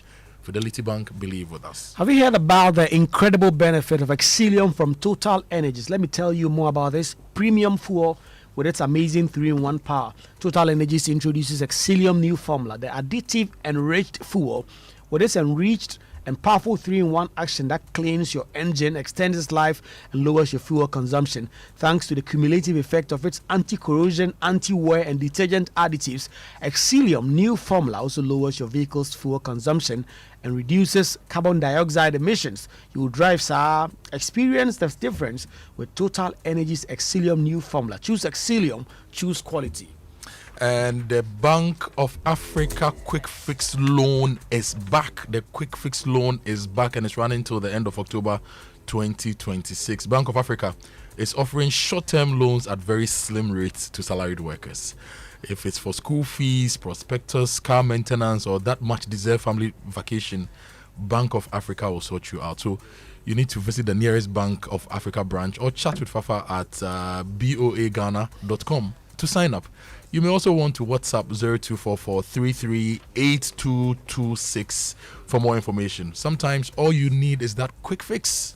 Bank of Africa, as strong as a group, as close as a partner. Are you planning a trip abroad? Don't wait until you are stranded in a foreign country. Get covered with Glyco travel insurance before you fly. From medical emergencies and flight delays to lost luggage, Glyco has you covered every step of the way. Visit any Glyco Live branch or call 0555-305-547. Travel smart, travel protected. Glyco, we cushion you for life. Indeed, Glyco is cushioning us for life, and Zenith Bank is giving you a virtual card that solves all your problems. Imagine paying for Netflix and your subscriptions, shopping online, or booking your travel, all with one secure card that lives on your phone. That's the Zenith Bank virtual card. From Zenith Bank, it's instant, it's secure, and is designed for your lifestyle. Embrace a smarter way to pay online. Create your card today via the Zenith Bank app, the Z mobile app, Zenith Internet Banking, or USSD *966#. The Zenith virtual card, no plastic, more convenience. You can get more information on zenithbank.com.gh. Zenith Bank, in your best interest. Oh yeah. With all the rain we've been experiencing lately, getting to bus stations can be stressful. Flooded roads, long queues, and the uncertainty of travel can make an already difficult journey even harder. That's why more travelers are choosing Oya Bus Ride, the app that puts you in control of your intercity travel. With Oya Bus Ride, you can book your trip from your phone, choose your preferred seat, select your pickup location, and track your journey, and even monitor driver behavior for added peace of mind. No station stress, no unnecessary hassle, just convenient travel designed around you. A pilot route currently operates between Accra and Kumasi, and with the Oya app, you can choose the route that works for you. Download the Oya Bus Ride app today on Google Play Store or the App Store and discover why your journey should begin on your phone. Oya Bus Ride, no giddy giddy. Oya, let's go. And this message says, Kojo, the Nyamidia Estate, Pon, near Community 26 to the MTN Junction, should be graded. That will reduce the traffic on the main Dawenya Road. We'll go and check it out and also push for that to be done. And Kweku, you are saying, you mentioned rains. Yeah. Charlie, some people have prayed for it not to rain after the disaster. And maybe God has listened people to who us. prayed for the rains to stop, change your prayer. Be specific with your prayer. Tell God that, dear Lord, don't let it rain in my neighborhood or in flood-prone areas. It stopped raining, and we need rain to farm. There is no food, we need rain. Please change the prayer for us. Dear Lord, let it rain on our farms and leave our cities alone. Be specific with your prayers. I felt like I should mention this. We really need rains to get things going for us on the farms. Anyway, the recent floods have left many families counting their losses. We have damaged homes, flooded vehicles, and disrupted businesses. But for Mansa, while the damage was real, there was also one less thing to worry about. She had the right insurance cover with Enterprise Insurance. They say Ento Wada, but Enterprise Insurance is changing that narrative. We say Etoa Da. If it happens, chill, because we've got you covered. Don't wait for the unexpected to catch you off guard. Secure your home, your car, your travel, your business today with the innovative insurance solutions from Enterprise Insurance. Enterprise, your advantage. Introducing Valex Lease Equip Limited, Ghana's leading photocopier leasing company. Why buy a multifunctional photocopier when you can lease and pay?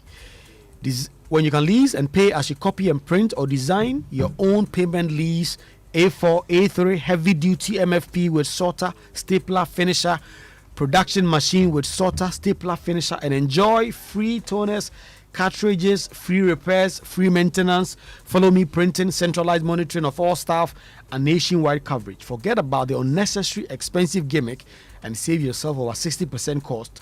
Join hundreds of satisfied customers across every sector and all the 16 regions and lease an MFP from us. Visit us at www.valexlease.com or call us on 0244 644048, 0535208661, 0208603312. Remember, Valex Lease is a wholly owned Ghanaian company. Terms and conditions apply. Valex Lease, affordable document management solutions.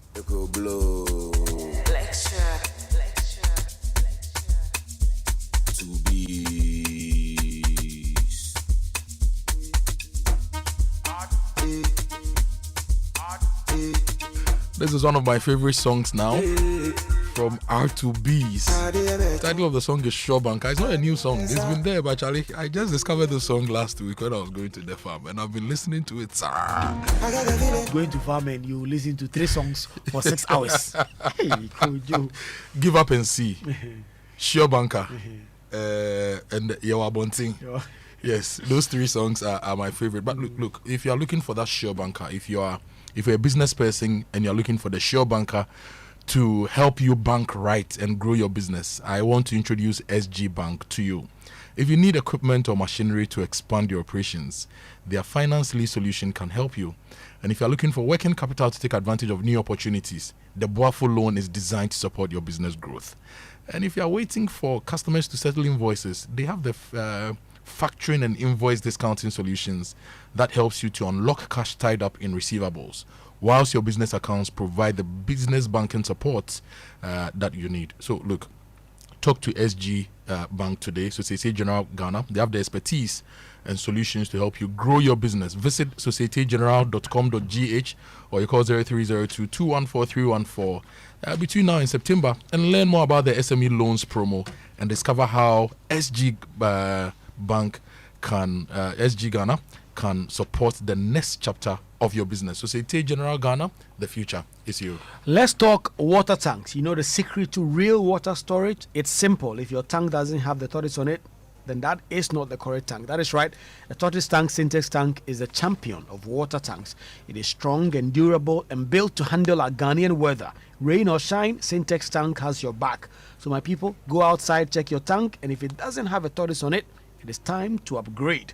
Join the Syntex tank family today and enjoy water storage that is tough like a tortoise. Call 0244-335-168 to buy now or find one of our 400 agents nationwide. You can also shop online at syntexgh.com. Syntex tank, are you strong, are you tough? And one thing that should be treated as an essential in every home is your tin of Milo or your Milo sachets, right? Have them at home. It helps the children get the energy to learn, to run around, and to discover more and grow by living practically.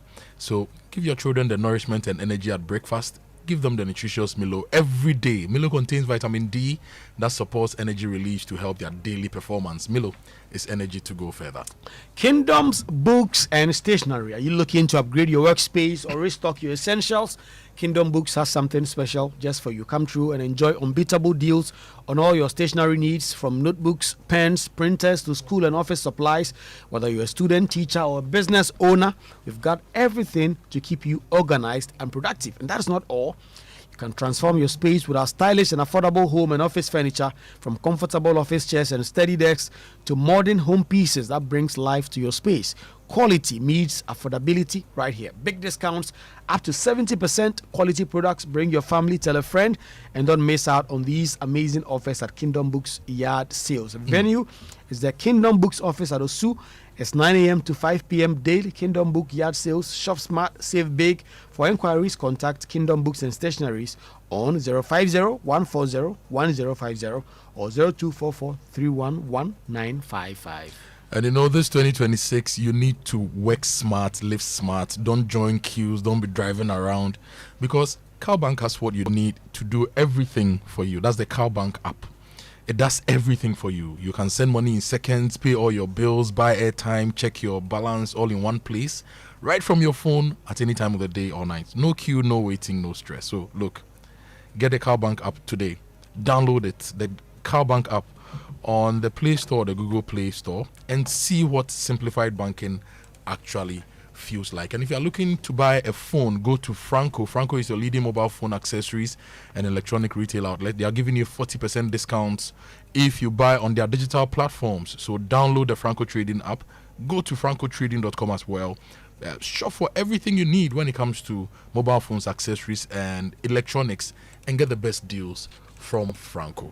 Mommy, daddy, do you know why children leave home very neat and return looking so different? I'll tell you.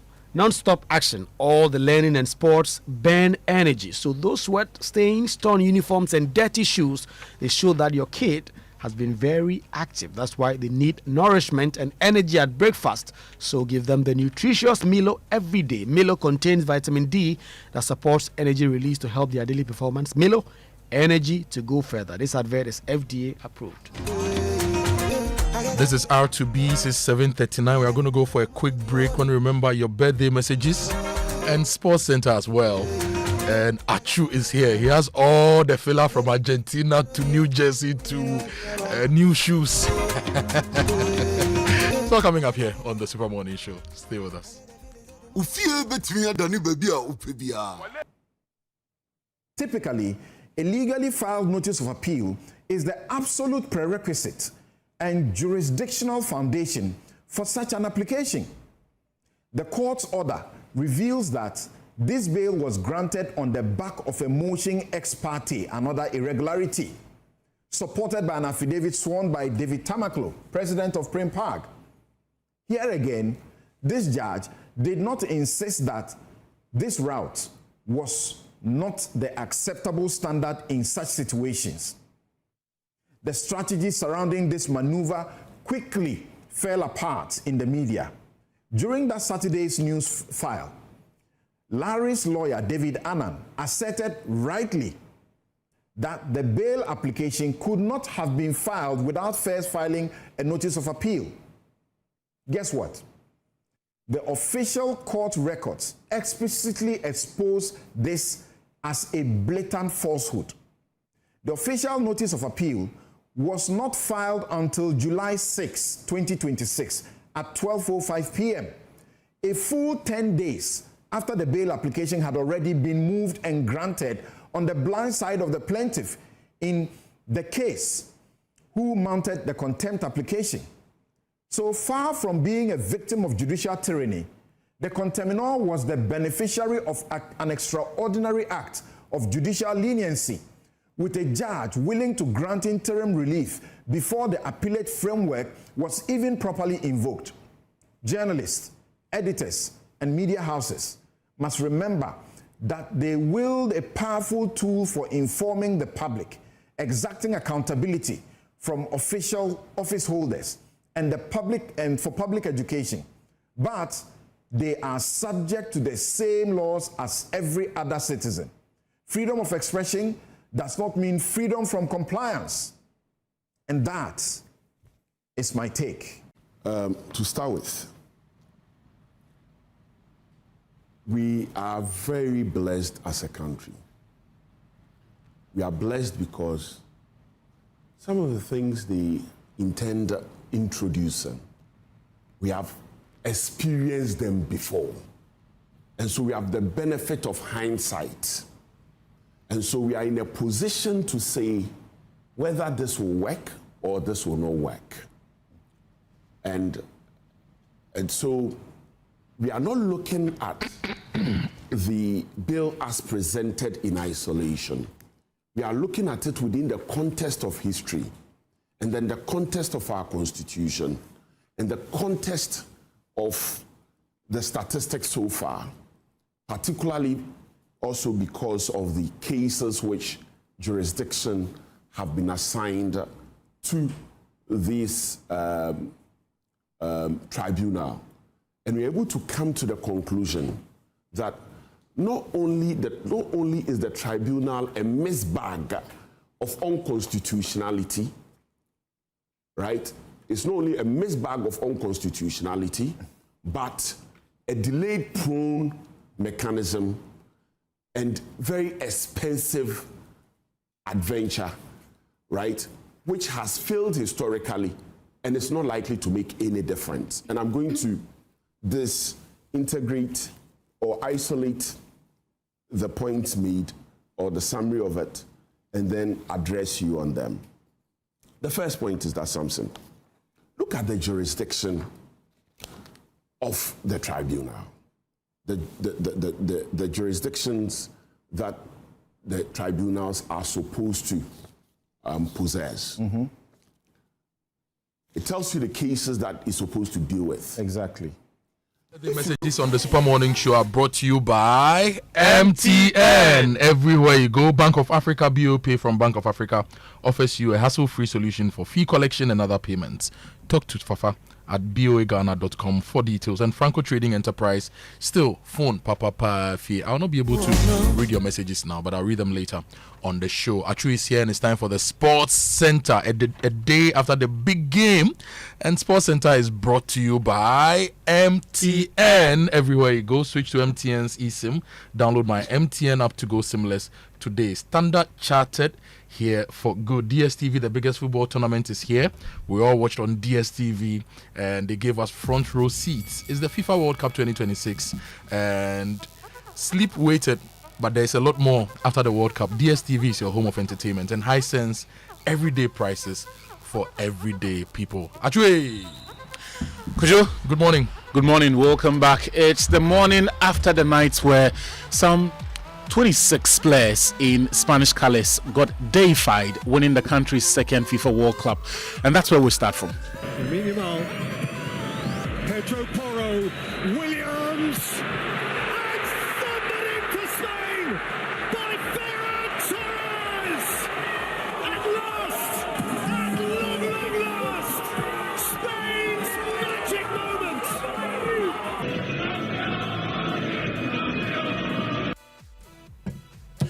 Spain ended Lionel Messi and Argentina's hopes of retaining the FIFA World Cup title on Sunday night. La Roya created the better chances throughout the contest but couldn't find the breakthrough in regulation time, and he had to take extra time for Ferran Torres to finally break the deadlock, sealing a hard-fought 1-0 victory and securing Spain's second FIFA World Cup title. My colleague Muftar Nabil Abdullah was at the MetLife Stadium for the final and reports. The next life of Lionel Messi. If he's probably asked to lay his hand on a young man he has no idea about, he probably wouldn't want to do that.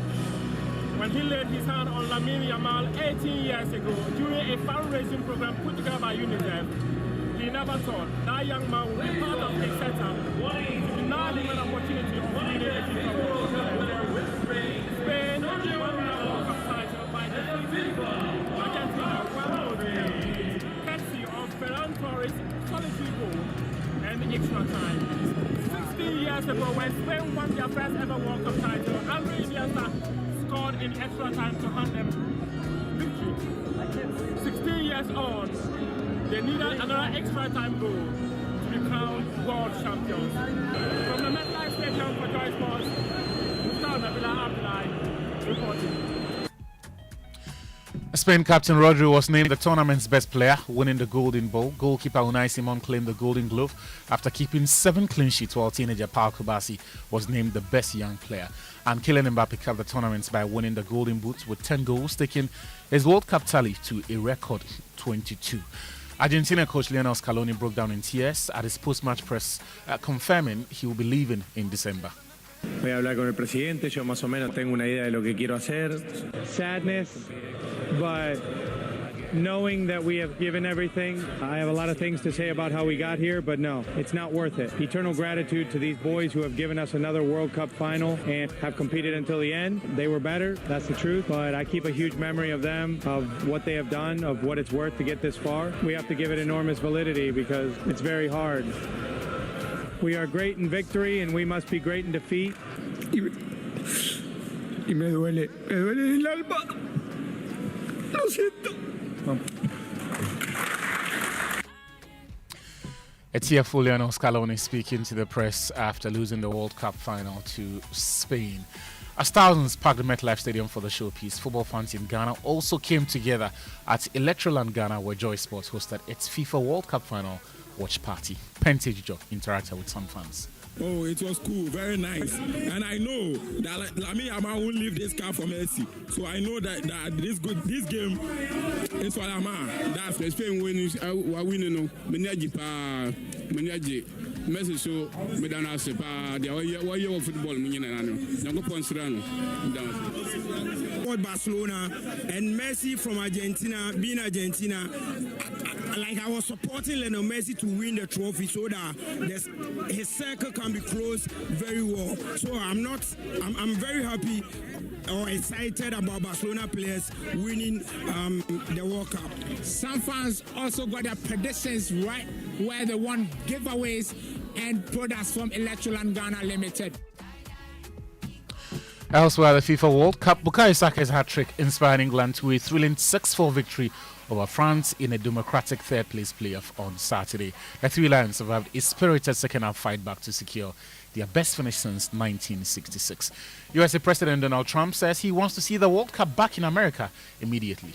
Didn't work out that way. I think I saw 99.9, and it's probably wrong because I think they were overflowing, actually. But I had a great idea for Johnny. I said, you have to do 2 countries. So announce us again next time and announce another country after that. That'll take out some of the anger and the shock. Now, I think it's a great idea. But based on the numbers, we will be requesting it again immediately. But I said to take out the shock, you could announce us and maybe then for the next one, another, and even another. But we have to do this again, and we have to do it while I'm around. You hear that, Johnny? Well, Ghana's World Cup journey came to an end in the round of 32 after the 1-0 defeat to Colombia in Kansas City. Despite that exit, President John Dramani Mahama says preparations for the next tournament must begin immediately. we also need to start preparing for the next World Cup. The Black Stars did well. Nobody gave them a chance. People predicted they'll crash out at the group stage, but they managed to get into the round of 32. I'm sure that if we keep this team and we persuade the coach to continue to work with the team, by the time of the next AFCON and the time of the next World Cup, we'll have a team that can claim the championship in any of those two competitions. His Excellency President Mahama speaking about Ghana's World Cup chances ending the Joy Sports Centre. Back to you, Kojo. Thank you so much, Achu, for that. So we are preparing early so that we can win AFCONs, win World Cups.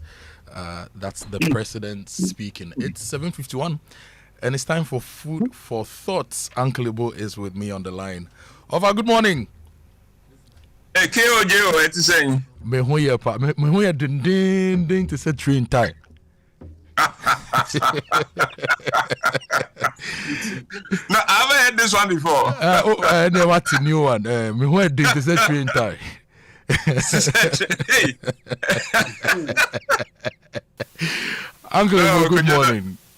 Oh, good morning. Good morning. Good to hear your voice this morning. No, my fear, and how are you doing? Oh, I'm very well. Very well. Very, very, Great. very well. We just need more rain. And since today is your birthday, I want to use your birthday to ask God for it to rain on my farm today. Uncle Ibo, happy birthday to you. Thank you very much. Is that not an interesting thing? You want rain on your farm. Mm-hmm. Some people don't want the rain in their room. Yeah. So we should pray specific prayers. I was saying it earlier. Some people are saying, "Oh God, don't let it rain because the rains worry us." But say, don't let it rain in, say, Adenta or Adabraka, or so that those who need it will get it. Will get it, Yeah. and those who don't need it. Mm-hmm. Yeah. But Uncle, let's put the rain on the side more and talk about you. You are 72 years today. Hey. Yeah, I turned 72 today. Wow. And you've served us for years, close to a lot of Christmases. A lot of Christmases. Yes. How do you feel this morning? Blessed and favored. Indeed, I think I have been. Someday when you hear my life story, you will know that I have no business being 72. Yeah. No business being 72. God has been good. And yes. I'm so on happy my for you. father's side. Mm-hmm. On my father's side, I think I'm currently the oldest male. Champagne. No, the oldest male to live. I mean, not just the oldest living today, but on my father's side, because they all went in their 60s. And you're 72.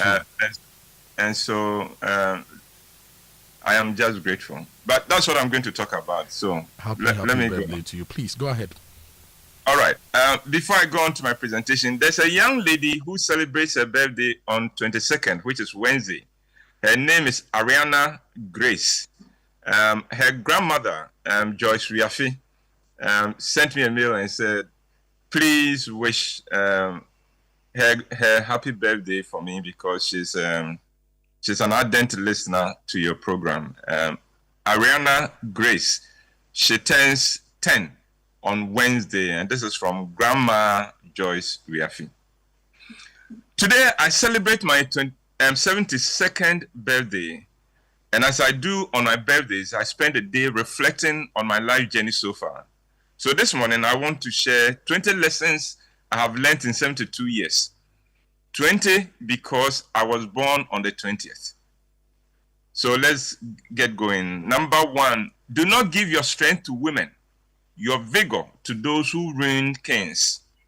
This is straight from the Bible. You'll find it in Proverbs chapter 31, verse 3. It is a word to men, and it is clear enough, so I will not elaborate on it. 2, it pays to find reasons to thank God for everything, good or bad. It may not change the situation, but it will give you the mental and emotional strength to cope better with the situation. The attitude and practice of gratitude revives hope and strengthens resolve. Lesson number 3. A man's honor is a self-control that keeps him from chasing any girl who attracts him. Again, this is for men. Young men do not distinguish between attraction and love. Young men tend to mistake attraction for love and make fools of themselves whenever they feel an attraction for a girl. Lesson number 4. There is a price to sex for a man. I did a whole presentation on this during my series to mark Men's Month in June. Men make a mistake when they think that they win in a sexual encounter with a woman. Sex is never free for the man. Lesson number 5. Death reminds us to love and celebrate the joy of having those who are alive. When my son, KY, died a year ago, I discovered how easy it was to mourn those we have lost and ignore those we still have. KY's death reminded me that the person I am smiling with today, the person whose hands I am shaking today, the person I am chatting with today, the person whom I love today may not be here tomorrow. It made me appreciate every moment I have with anyone around me. Lesson number 6. Age is a number, not just a number. I hear people say that age is just a number. I suspect those who subscribe to this are below 65.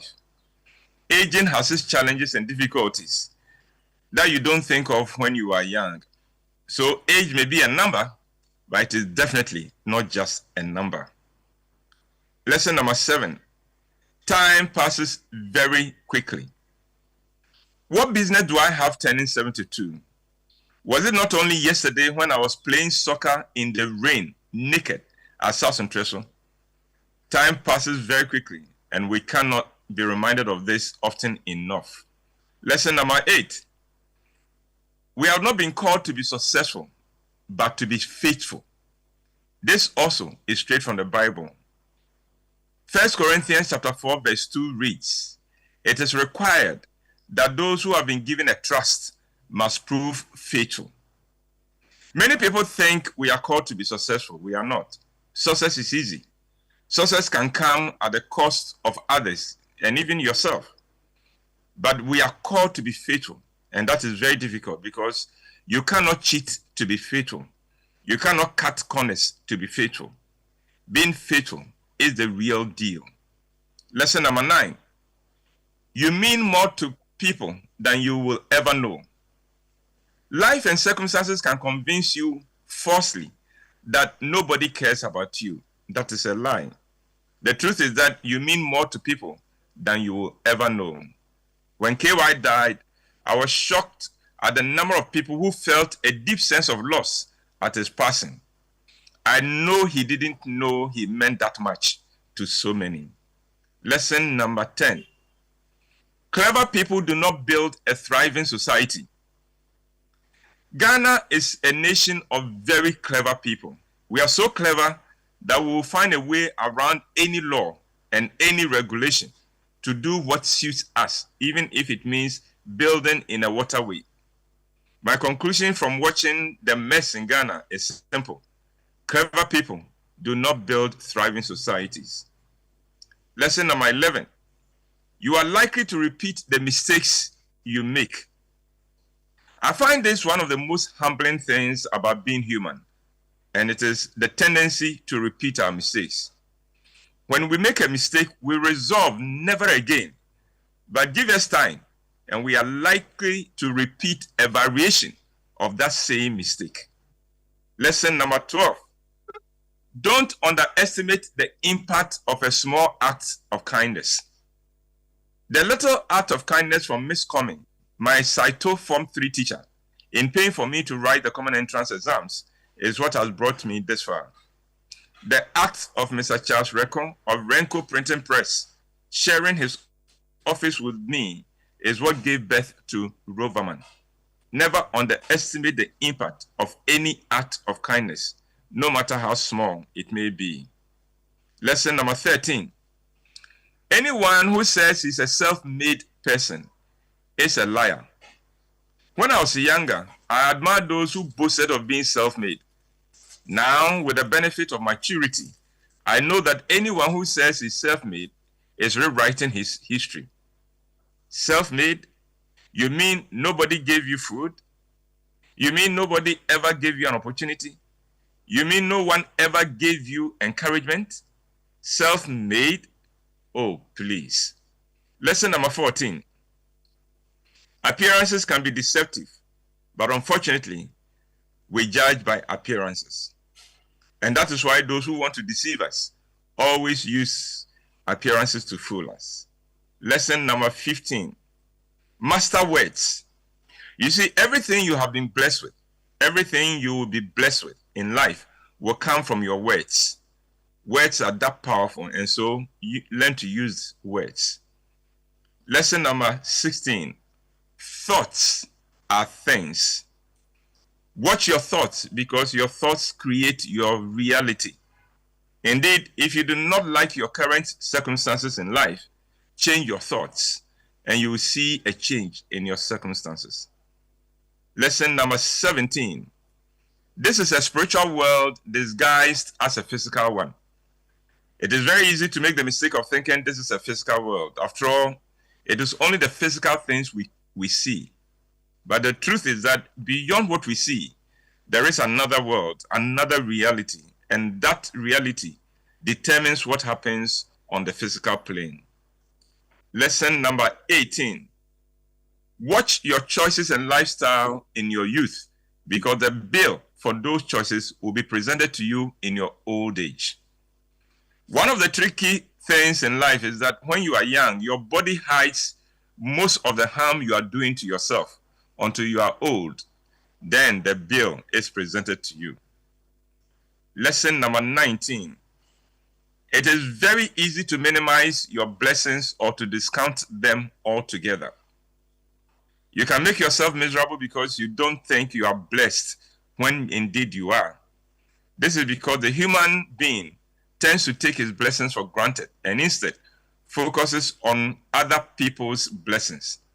So count your own blessings and learn to celebrate with others over theirs. And finally, lesson number 20.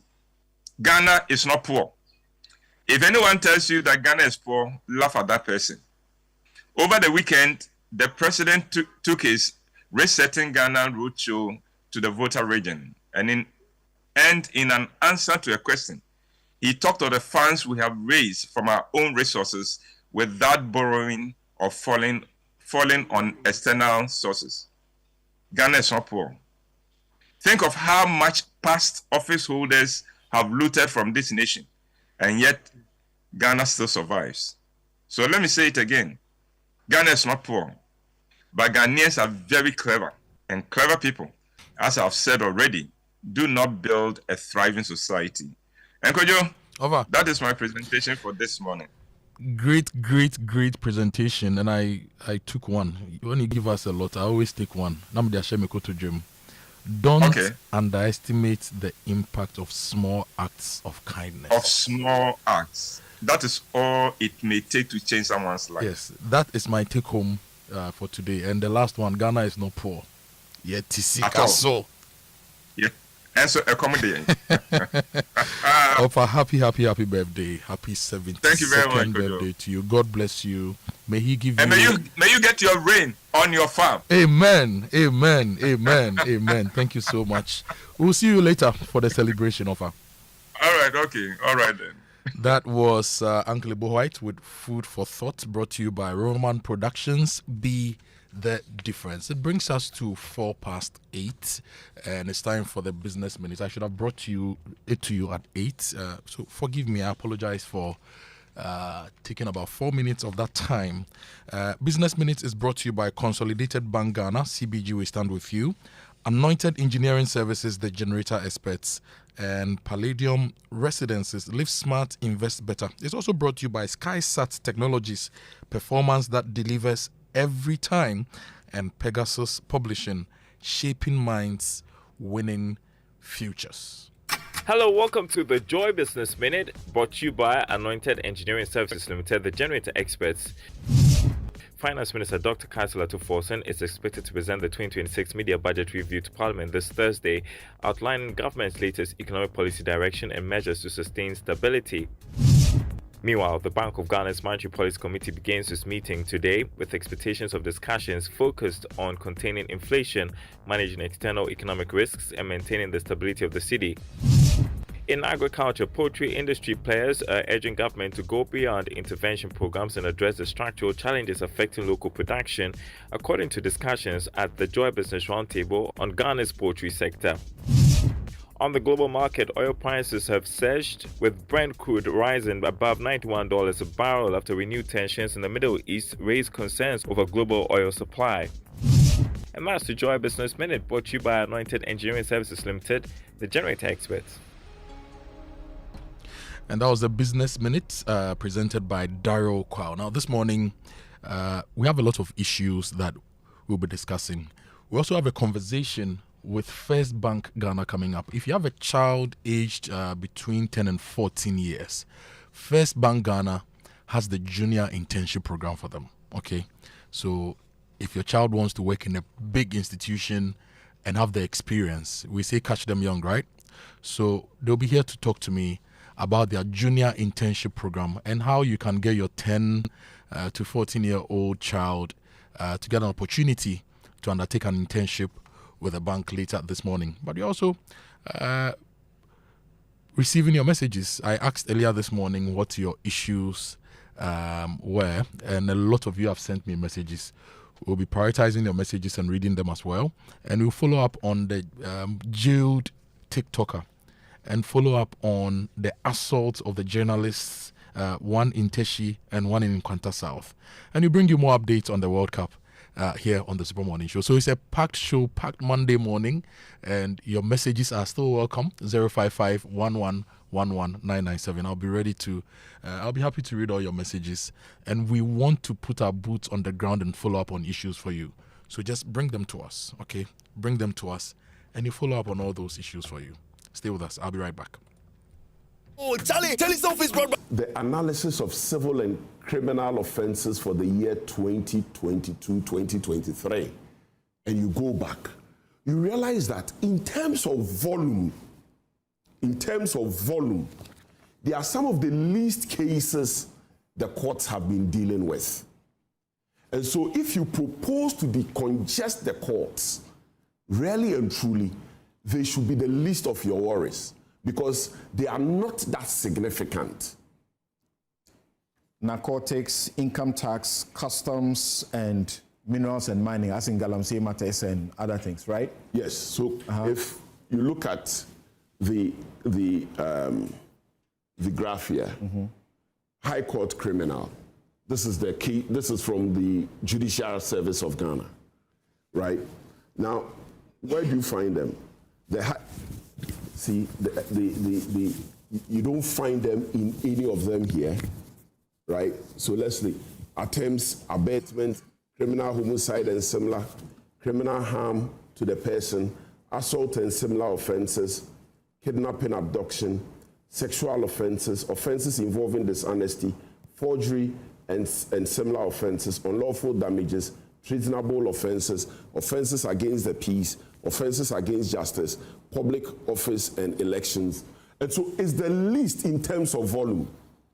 And so the data does not support the need to even set up a tribunal to deal with these cases. In terms of data, it doesn't even support it. Now, and so if we are talking about the need to decongest the courts, you will be looking at cases of high volume and giving them high attention. And you and I know that even the Chief Justice in exercising his or her special jurisdiction to create specialized courts will look at the volume of cases and decide that these cases, because of the high number of cases that we deal with, let me create a specialized court for them. And so if there aren't demand, the Chief Justice will not find the need to create specialized courts for a particular area of practice. And so right there, you realize that what they seek to do, it is not supported by data in terms of demand. In any event, Samson, we all know that when there has been an issue of congestion in our courts, it has had to do with lack of infrastructure. Our experience will show. In 6 months, pardon? In 6 months, over 200 suspects have been picked up over Galamsey. You didn't take note of that? In 6 months? Yes. Over 200? Yes. Good. Samson, we are looking at the existing courts, their ability to deal with specific cases, and the data showing a certain trend. If you pick 200 people within 6 months, that is not a trend. It's a recent occurrence. And so if you think that it is an important case, let the Chief Justice create a specialized court for you. A specialized division of the High Court. That, in fact, has been done for Galamsey. Good. But the question of speed has come up. And in this case, they are saying, like we did for Supreme Court, where we used to do presidential election petitions for 8 months. We changed the rules, and we were able to do it within 45 days. So here, they say 42 days. I don't know if it's been shifted to about 60 days. Samson, so let's take it step by step, and you appreciate that that indeed is not a solution. If you take the historical context, the tribunal is delayed prone, right? Cases in the tribunal delay more than the traditional courts, and there are historical records. The African Watch came to that conclusion. Human Rights Watch has come to that conclusion. Amnesty International came to that conclusion. In fact, the Constitutional Review Commission, the Fiajo Commission, following its consultation with the public, came to the conclusion that it should be abolished because it is of no positive use. Subsequently, all the Constitutional Review Committees that we have had have similarly recommended that it should be abolished. And so even what is on our statute book, there's the recommendation that it should be abolished. And so it does appear that the government, very respectfully, is alone. The NDC government is alone in terms of what it thinks of the tribunal. What has worked is the building of infrastructure, investment in technology to reduce congestion in our courts. And indeed, you and I know that in recent times, the building of courts in places like Adenta, the building of courts in places like Amasaman, the building of courts in Winneba, places where previously there were no high courts, places where previously there were no district courts, have proven to have reduced the congestion in our courts. And so if you think that there is the need to reduce congestion, the time-honored system or infrastructure has proven to be more positive than the path that you are traveling. Why tribunals? Haven't we come too far? These have been phased out, as Professor Komado will say in his very latest book. First, it has not been phased out. It still remains on our Constitution and our statute books. But they were phased out. We should admit that. It still remains in the Constitution, yes, but in practice, operationalization, it was phased out for decades. Samson, in the NDC's 2024 manifesto, we made a promise to the Ghanaian people, which was the social contract we brought to the people, that if we are elected and voted into office, we will bring back the tribunal system. The Ghanaians overwhelmingly voted for NDC. So as part of the promise we made to the Ghanaians, we need to go back to our manifesto and make sure we go according to what we promised Ghanaians. So the idea that it was phased out, indeed, until I think Georgina Wood, CJ then, was not empaneling, post-1992, the tribunal systems were still working.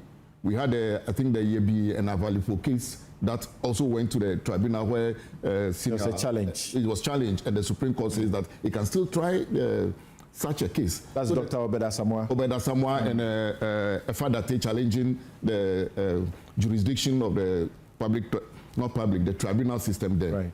But if you also notice, the judges who were the heads of the persons who were the heads of the tribunals were appointed High Court judges. I think Justice Jakpasu and the rest were elevated to become High Court judges.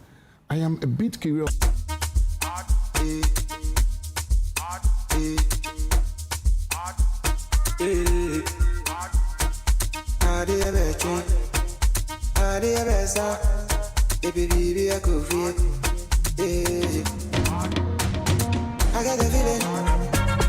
I get the feeling that tomorrow be only you know she a banker. I get the feeling that tomorrow be only you know she a banker.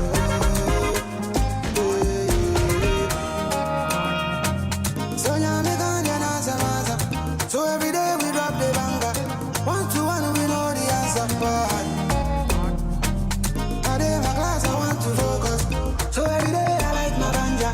No be on, I want my bonus. You know we can't be locals, right? I get this thing inside me, they do me like I get the feeling that tomorrow be only you know she a banker. Joy 99.7 I get the feeling that tomorrow be only you know she a banker. Music from R2B. Title of the song is Sure Banker. Everybody focus, today be our day. It's 17 past 8. You're on the Super Morning Show here on Joy 99.7 FM. My name is Kojo Akoto Boateng. How did they ask how? There's a cash cow. She says, spray me money to Gumiso, to Sikanu Gumiso. And Muji says that se onyame kana semasa. So if there is anything on your mind this morning, there is anything troubling you this morning, go on your knees, pray to God, ask for direction, ask for solutions, and believe that se onyame kana semasa. And if there are things that you think we can do for you, send us that message and we'll be ready to read the message, follow up on the issues, and bring you some closure on the various problems in our neighborhoods, in our homes, in our offices, in our country. And AKA sent a message from Tema.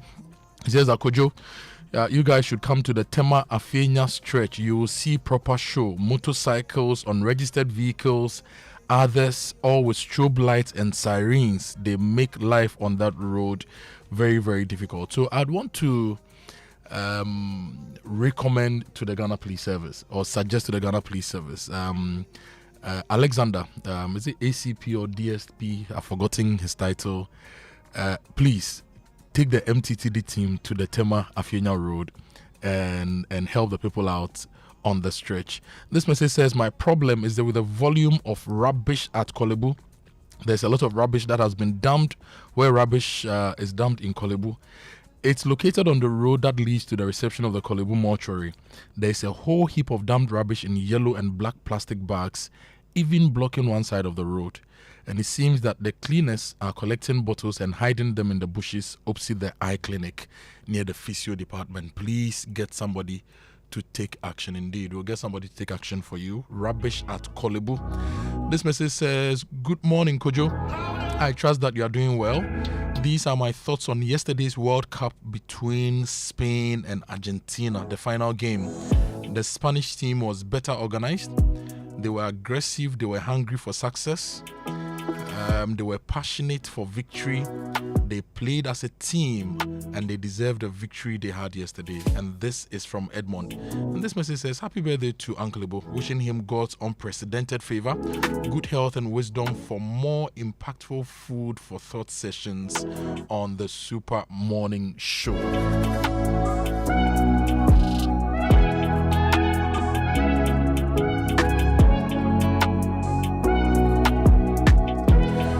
Now, Anointed Engineering Services is giving you ultra-silent, fuel-efficient generators at very, very competitive prices. So, if a generator is your problem today, talk to them. You can find their East Legon branch at 26 Boundary Road, Legon, close to the AH Hotel. The head office is at number 77 Anointed House on the main Odoko Malam Highway near the Odoko traffic light. They have 21 branches also nationwide. So talk to Anointed today. You can call them on 0243 480334. Anointed are the generator experts. Now, CBG is giving you some very, very important information. You should shine your eye when you receive urgent emails or messages about your CBG account. Fraudsters create fake websites that look exactly like the bank's website. They may send you a link asking you to verify your details or risk losing access to your account.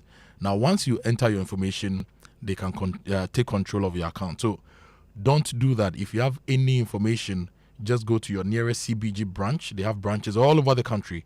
Or go to their website, cbg.com.gh, or you call them on 030-221-6000 for more information. Shine your eye, spot the fraud, stop the fraud. This is a message from CBG.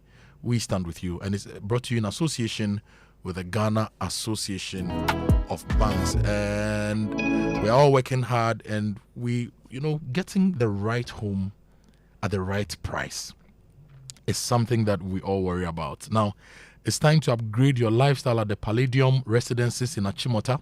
It's a stunning community at the ABC Junction, just minutes away from the Achimota Mall. You will discover beautifully designed and modern apartments and spacious townhouses at Palladium Residences. So go there today or give them a call. If you call them, they will book a viewing for you, and you'd get a chance to buy that house you've been looking for. 0509 823 424. That's a 0509 823 424. Palladium Residences. Live smart, invest better. Your social media messages on the Spam Morning Show brought to you by EcoBank, the Pan-African Bank, number 10 Liver Salt, a refreshing relief, cowbell coffee with you every moment. And EcoBank knows how to move money. If you need that bank that knows how to move money, that makes things work, talk to EcoBank. And in Ghana, money is more than a transaction. It's people supporting people, families helping families, and communities moving forward together. That's why there is EcoBank, a bank built for you and for the way we Ghanaians and Africans move money. Pay bills faster, transfer money, access ATM services, and manage your finances anytime, anywhere with the EcoBank mobile app, the USSD, which is *770#, the EcoBank online platform, and EcoBank's ATMs nationwide. EcoBank is the Pan-African Bank.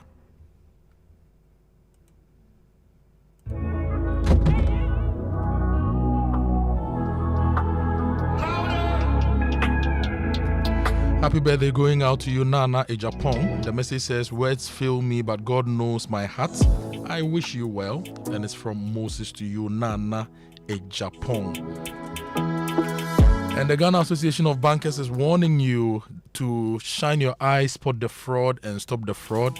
If you get suspicious URLs asking you to enter your details from fake websites, contact the Ghana Association of Banks or contact your bank. Before you click, check the link carefully. Some fake links may appear correct and original at first glance, but contain slight differences such as extra letters, missing letters, or numbers replacing words. As others may use long, confusing web addresses or shortened links that hide the real website that you are visiting. So never ever click suspicious links. Instead, visit your bank's official website for information, or you contact the bank directly using its official phone number. Shine your eye, spot the fraud, stop the fraud, and this is brought to you by the Ghana Association of Banks. So our big story is this morning. The TikToker has been jailed. A lot of people believe that what she said, what she did was wrong, but the sentence handed over to her is also a bit above board. We'll be getting into that conversation this morning here on the show. MMDAs have also spent a lot of money, only to collect a fraction in revenues, internally generated funds for the MMDAs. How do we manage our assemblies? What should be the strategy to manage our assemblies to fix the issues? Now, 2 weeks ago or 3 weeks ago, there was flooding in Accra. A lot of people called out names, ministries, presidents, government, and everything. But at the community level and at the minutest granular level, it's your MMDA that has to work. They have to plan your areas. They have to ensure housing is done right, drainage, waste collection, and everything is done right. They are not doing it. They are practically wasting our time from where I sit. And then the Auditor General does his work, and it becomes public information now that the MMDAs that are originally not doing their work, that should be solving our problems, they are actually spending your tax cedi in the quest to generate revenue. And they are spending more than they are getting. How should we correct the MMDA system? Is it time that we went back to the big conversation of voting for our DCs and MCs? Would that change anything? How do we and how should we approach restructuring the MMDA system to deliver value to the Ghanaian, to you and I? It's a conversation, it's an issue on our minds, and the Daily Graphic has also petitioned the Ghana Police Service to investigate the assault of their driver. We'll be bringing you more on that. Multimedia Group has also petitioned the service to also investigate the circumstances that led to the assault on one of our reporters in Nkwanta.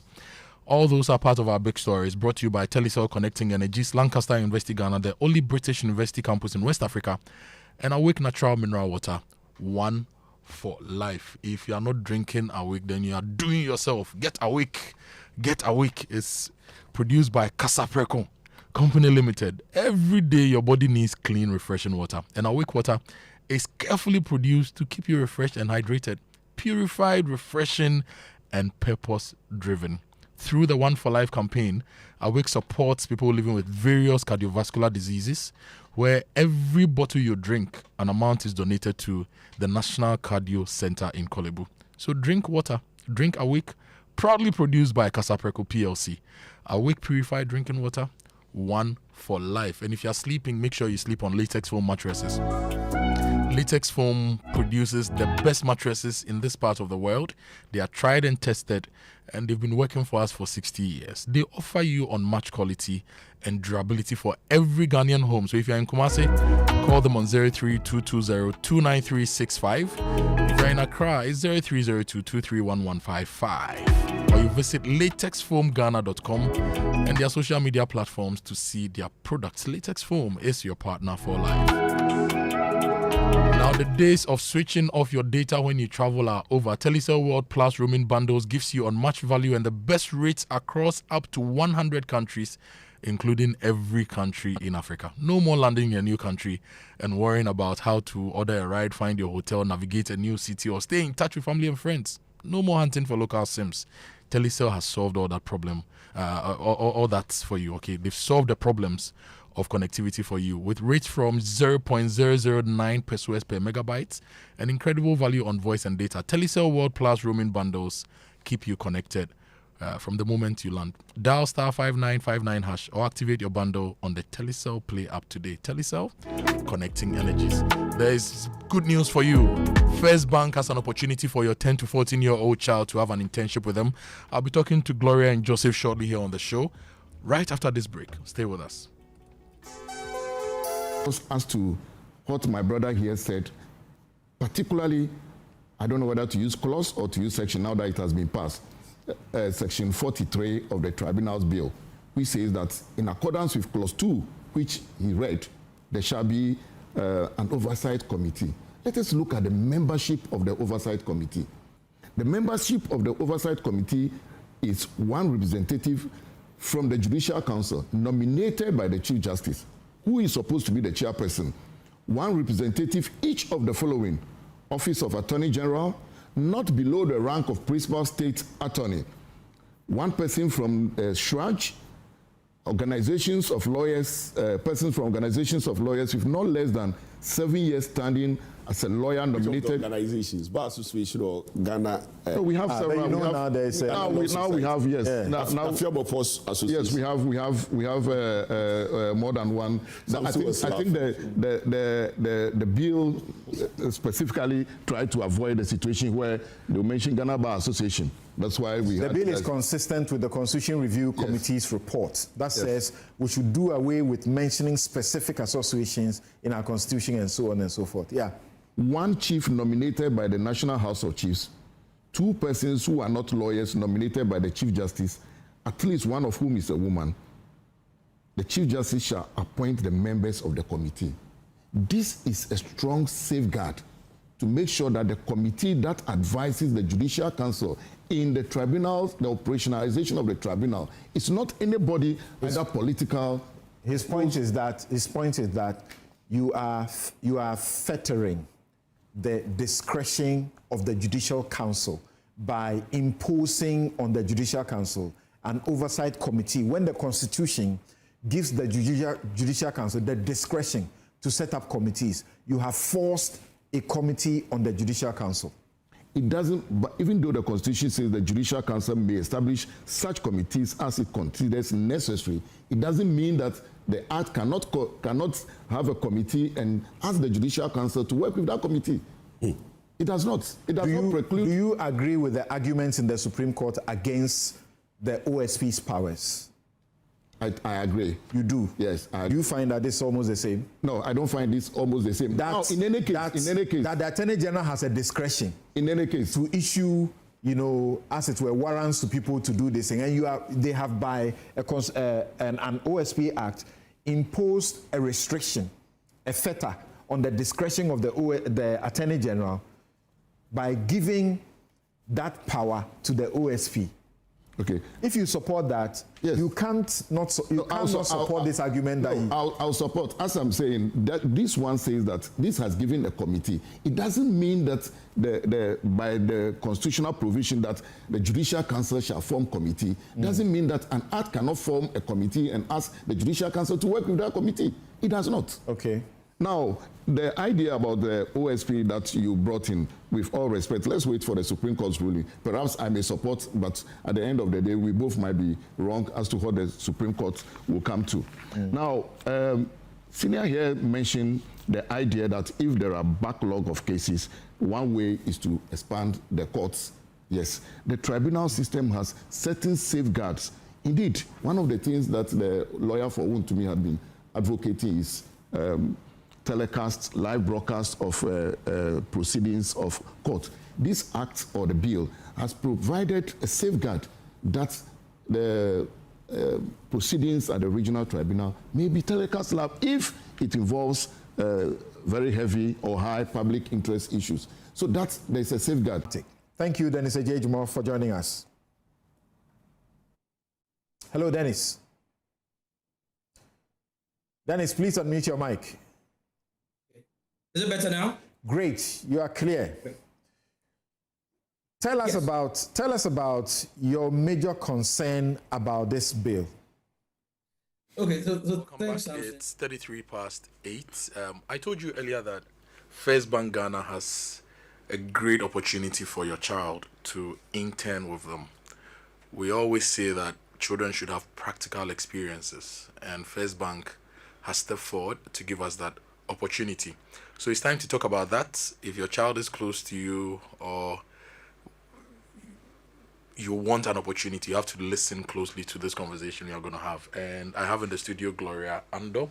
She's the Accra East area manager for First Bank. She's just a big woman. Accra East, and she has half to herself. Yes, she's with us in the studio. And Eridon Gian Joseph is the Ghana National Association of Private Schools Communication and Partnerships Manager. They joined me this morning to talk about the Junior Internship Program. Gloria, good morning. How are you? Well, couldn't have been better. I'm well. Yourself? You have two Josephs sandwiching you in the studio. You know I'm a Joseph as well. You're a Joseph? Yes, I'm a Joseph. Great. I'm a Joseph. Great. Yes, and we are big people, Joseph. Well, we are the dreamers, you know. Anyway, Gloria, what's the First Bank Ghana Junior Internship Program about, and why are you doing this? Okay, Kojo. So A very good morning to you, and good morning to all your listeners. So the First Bank Junior Internship Program, popularly known as JIP, is a unique initiative by First Bank where we give opportunity for young people to intern with the bank. I must say that it's the first of its kind in Ghana's banking sector. So it's a 5 days long program.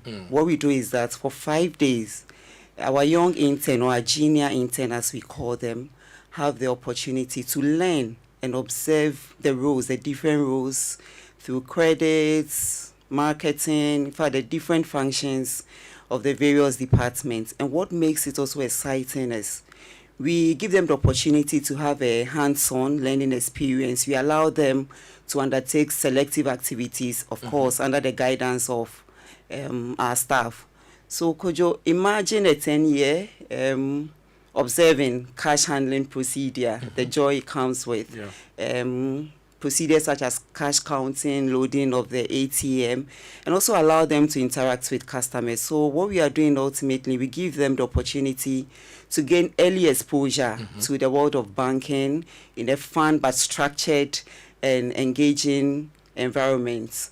So what I would want to add is that you don't necessarily have to aspire to be a banker to take advantage of this all-important program, because beyond financial literacy, we expose them to teamwork, they build confidence, self-awareness, they are punctual, and you would agree with me that these are all essential life skills that are really needed.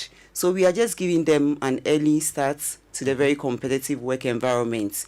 We are not saying that they should come because they want to be bankers. We are just inspiring ambitions and career. Wow. And you've parted the Ghana National Association of Private Schools for this. Yes. Joe, why did the association throw its weight behind First Bank? Yes, Kojo, good morning. It is important for the Ghana National Association of Private Schools getting to know an institution as First Bank has such a great initiative to help learners. We as an association and owners of private school over the years have been into, providing practical innovative education solutions. And so if a bank has found it necessary to try and also inculcate in our drive for innovative and then practical education, also giving them practical learning opportunities, I think that is a great initiative we support by all standards. This, as it did mention, build their confidence. It also inspire them to probably decide appropriately what they should do when probably they grow. And as an association that also prides itself as the welfare of the child being supreme to us, we think this they are the first of its kind in the corporate community to take this initiative, and they are only helping the association push it with the welfare of the child. And we are urging every parent to take this as a big opportunity for their children to also get to. Because if you talk about internships, I only really paid attention to internships when I was at the uni. Yeah, that's true. But First Bank Association of Private Schools is giving internship opportunities for children aged between 10 and 14. That's primary school children. Yes, basic school, yeah. Basic school. Yeah. Wow. 10 to 14 years. Wow. So how long is this going to run, and how can parents enroll their children for this? All right, thank you again, Kojo. So it's starting from today, 20th July, and it will run through to September 4th. And for eligibility, what a parent or guardian would have to do is to open a Me First or Kid First accounts for the award. So these are specialized savings accounts designed for the kids with a lot of benefits.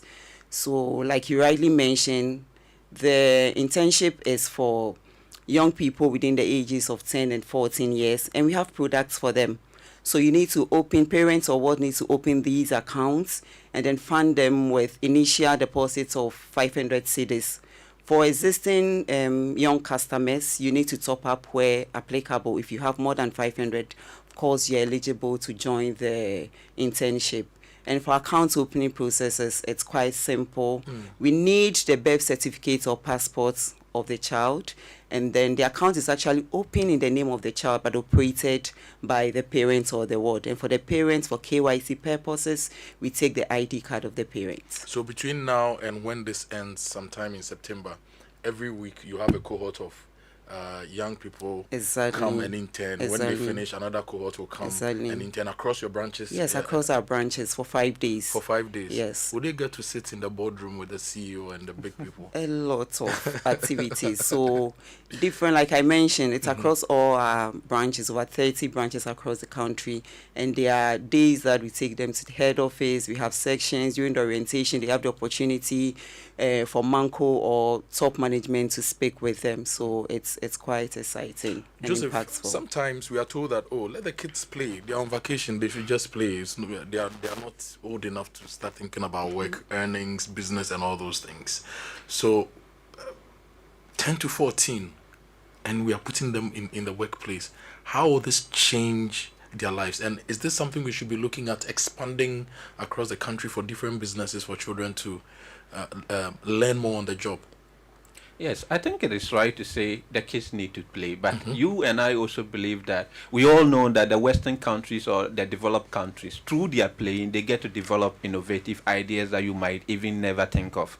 And so some of these platforms, I mean, they are going there to have to build their confidence and also play around whatever or follow whatever procedure that is being taken in the banking process. And through that process, one, they are awakening their mindset on the real world environment, and they are also awakening their mindset on what career they want to pursue or how to even manage their financial responsibility, and financial literacy is very key.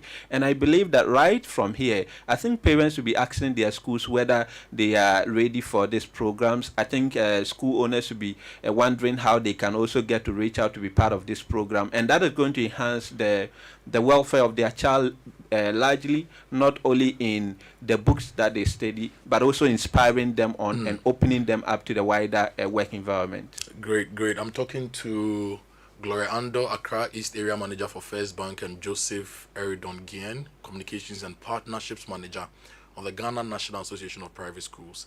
We are talking about the Junior Internship Program. Your child aged between 10 and 14 years can intern at First Bank, actually sit around the table with the CEOs and the board, be the one to help serve you in the branch, and a lot of other interesting things. And it's happening at First Bank. Now, Gloria, you said all children are eligible. All they have to do is to open their accounts.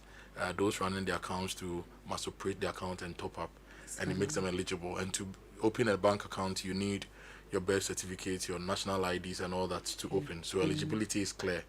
But if there's a parent listening to us right now and they want further information, they need any extra help, what number should interested parents call to make further inquiries on the First Bank Ghana Junior Internship Program? So, Kojo, before the number, kindly permits me to quickly run you through the lineup of activities within the 5 days. So, day one, we have the orientation, where we engage them on what their expectations, what they knew about banking or workplace before the section. And then we also introduce them to the staff, the ATM, and all the activities that we do. And then the second day is customer service. So they shadow the customer service, they interact with customers, they observe what we do. And then we have day three, which is the tailoring aspect. So they observe cash, just like I spoke or I asked earlier. You can just imagine how they will look on, have the opportunity to also understudy cash activities. And then day four, they are with the business development team. They join us on calls to interact with customers and get a first-hand information on how we win customers for the bank. And day fifth, they reflect over the whole week activity. They do write a report, and we issue them with certificates. Nice. Yes, we issue them with certificates. And after all this, they also have the opportunity to participate in an essay competition where the top three, after the junior internship program, the top three winners are recognized. So that's one thing I felt I should. Yes. Wow. It's actually a fully packed week. So on the number, any parents, guardian who like to learn more should contact us on 053 102 8461. 053-102-8461. Yes, and I mentioned earlier, it has actually started today. So we look forward to all parents, guardians. I'm sure I'm even waiting for your word or I can't in 3 years. Because you're a guardian, so you could get someone, not just you, staff of Joy FM. I mean, we are waiting to host. We'll come. Yeah. I love this because when I was a boy, attending Christian preparatory at Bomso, my mom, and I wrote about this last week on Facebook, my mom would always give me money to go and deposit in the bank for her. And back then, you fill the savings book and everything. There was a man called Mr. Techi at the bank, Ramson Techi. When I go, he'll take it, and he took me through. So I think my love for record keeping, my love for money and understanding money started with that experience. So this opportunity for the children is a big deal for me and for them. And I want to say thank you to First Bank Ghana for doing this. Thank you, We'll Kojo. be there to support and also maybe pass through the bank to mentor them further. Please do. So that we build the next leaders of the country. Please do. So for my final comments, I would like to say that this is our 4th edition actually. So it shows our continued commitment to inspiring and then investing in the next generation of leaders. Like you rightly mentioned, our last launch, we had the opportunity to bring the earlier interns, and it was so interesting and insightful what they have learned and how they are applying this to their daily life. Thank you, Gloria. Thank you, Joseph. We're talking about the Junior Internship Program for organized by First Bank Ghana in partnership with the Ghana National Association of Private Schools. If you're a parent, take advantage of this for your ward. We'll be right back. When I wake up in the morning, I brush my teeth with Kale Charcoal toothpaste. This gives me confidence. One of my major concerns, and I think we have reached a stage where the executive have resolved that it will pass the bill. They have passed it anyway.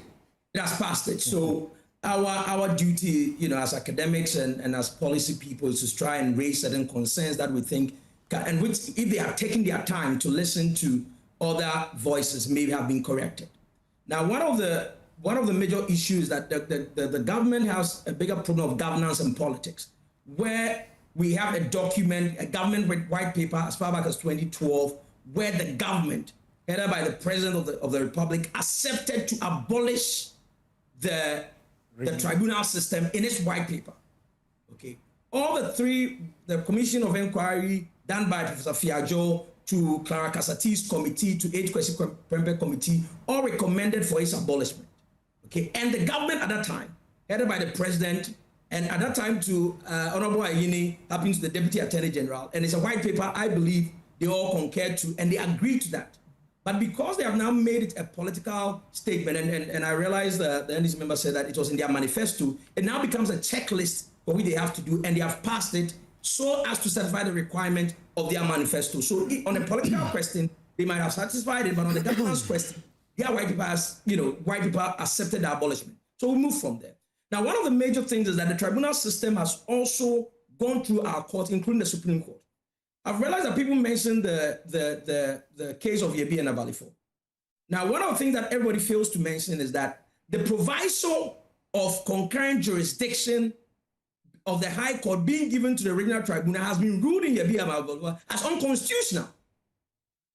And so if you look at Act 459 and you look at the current provision, it's more like it's impairing material. It was a repetition of it, but the drafters might have left out the part of the decision of Yebi and Abalifo, which related to, interestingly, NDC's money being stolen and people being taken. There, they pay attention to the second part of the judgment, but the first part of the judgment, where the court struck out the parliament giving concurrent jurisdiction of the court. So the question I ask myself, if that law had been ruled as unconstitutional as far back as 2000, why should the drafters let me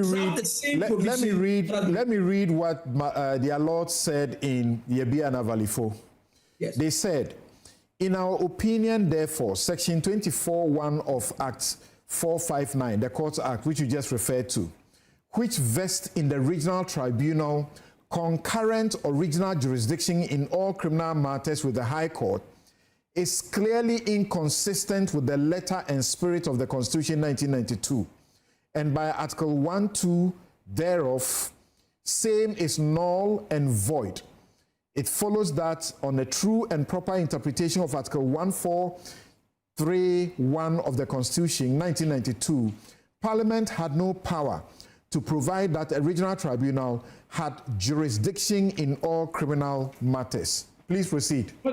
Fantastic. So why should as far as truth house, this proviso, this exact drafting has been ruled as unconstitutional, also finds itself in a 2026 bill. And there's a clear drafting. And the major problem they are having with this drafting, or this particular tribunal system, I think that is a drafting problem.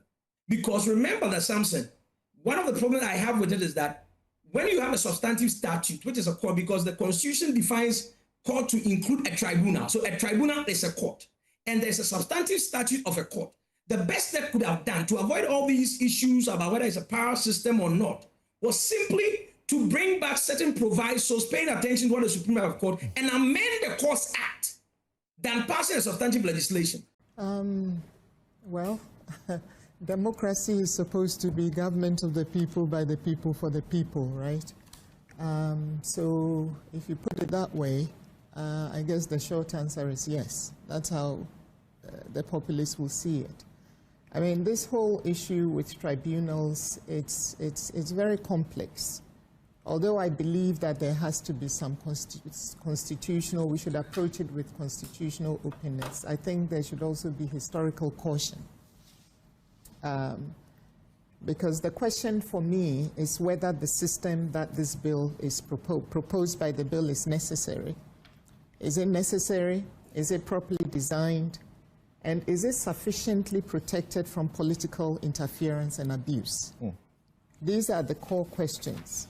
There is a historical burden, and government cannot ignore the fact that the word tribunal, that word, carries a very complex and deeply troubling history in our country.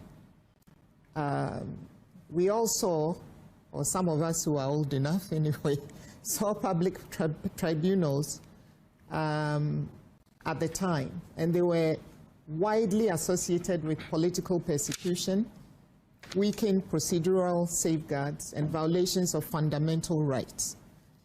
The bill does acknowledge this history, I have to say, and it does attempt to distinguish the new tribunals which are being proposed here from those of the past.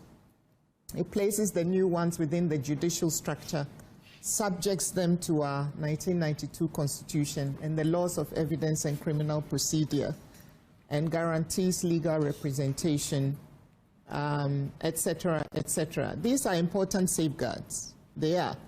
But when all is said and done, public confidence will depend less on the language that we're all reading, because we're very good at putting beautiful, languages and things in all our statutes and etc.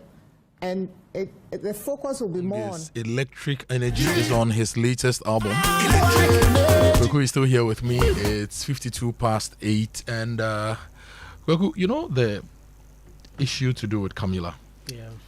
We've really not had time to discuss this at length and also explore the implications. Yeah. Camilla, who is a 43-year-old social media influencer, Camilla Al-Hassan, that's her full name, claimed in a series of TikTok videos that President John Dramani Mahama had sacrificed 32 cows to secure political power.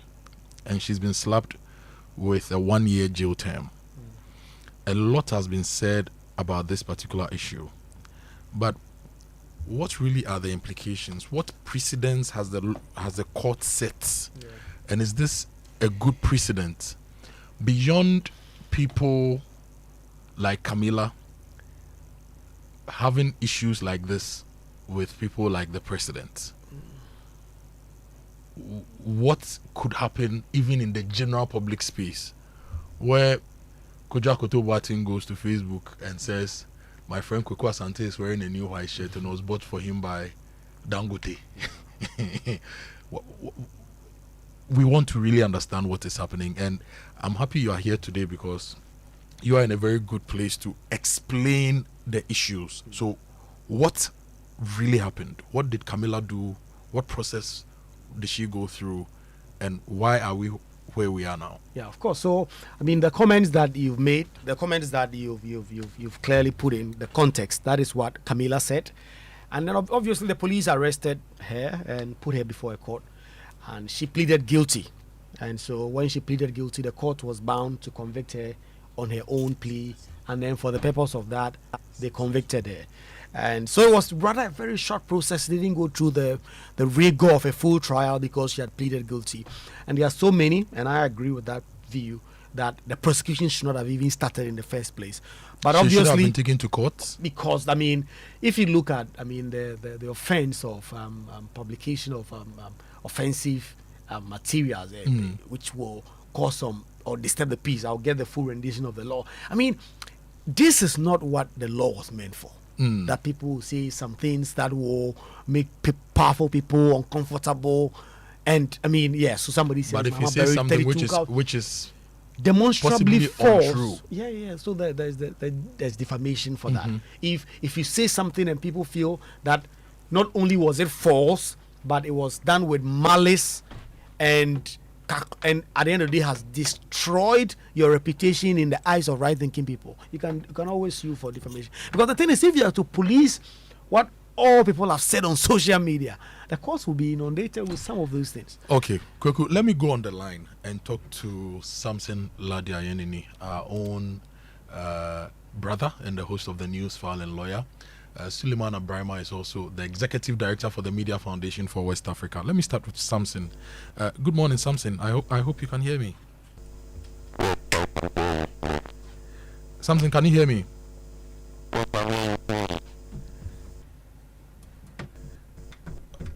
Okay. I can't hear you, but if you can hear me, I can't hear you. If you can hear me, Kweku says that what's the process of even taking Camilla Al-Hassan to the law courts to result in this sentencing should not even have started. What do you think should have happened in the face of Camilla's post on TikTok and what we've witnessed so far, resulting in a sentencing?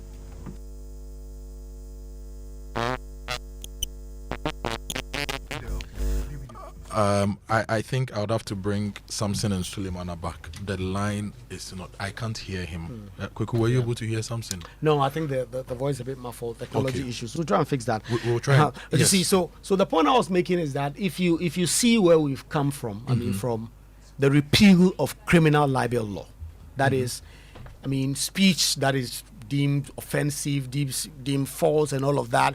And then we prosecuted people for that. And then people said, that is not the way in a democracy. And then we repealed it. But then we've retained Section 207 of the Act, which talks about offensive speech like this and false speech.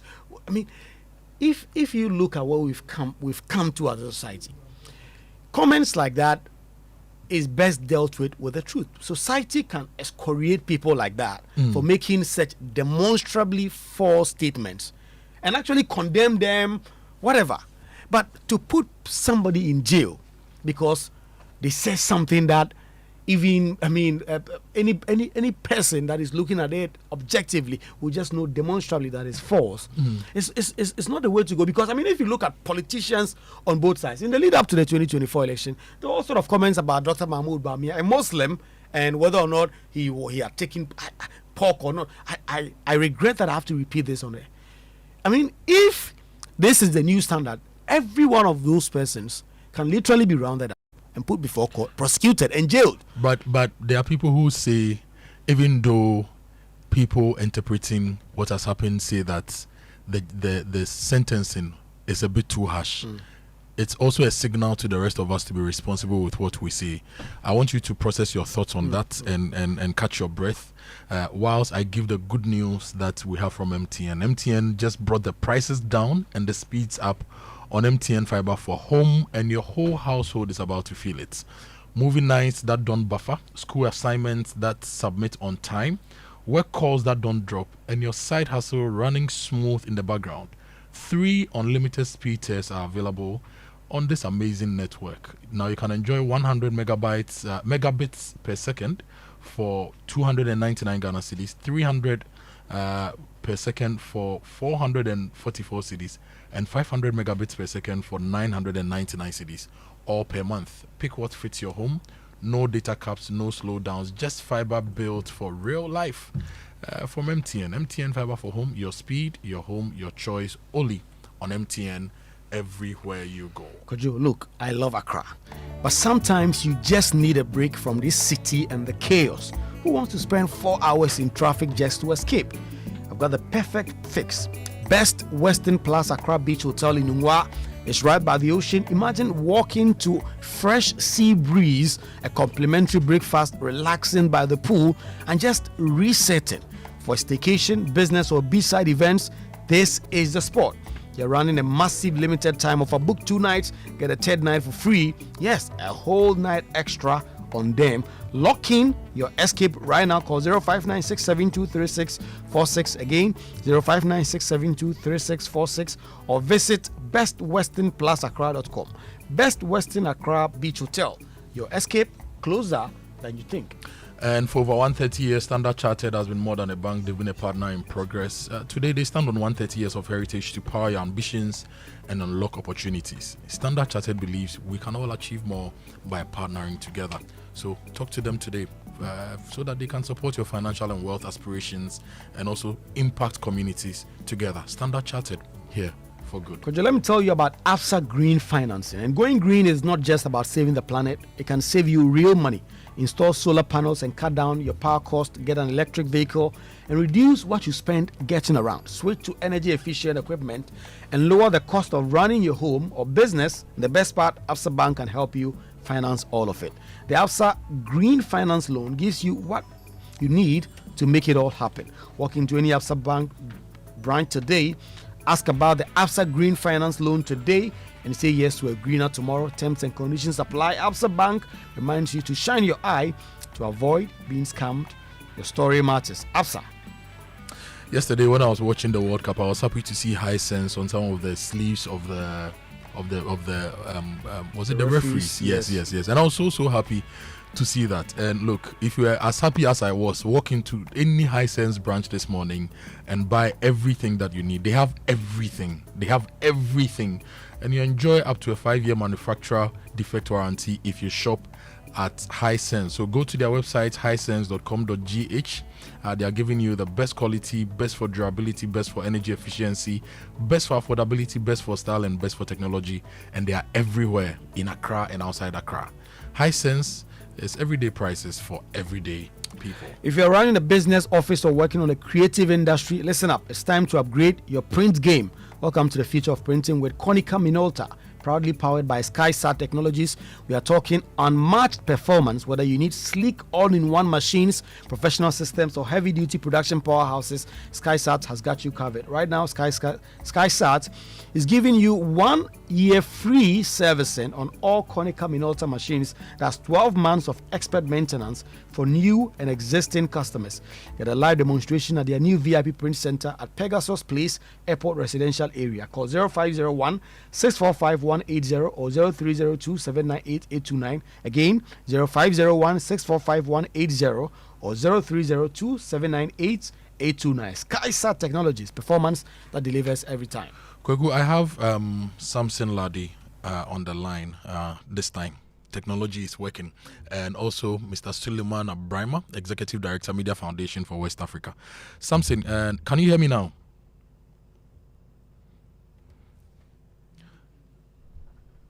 Hello, Samson, if you're on the line, can you hear me?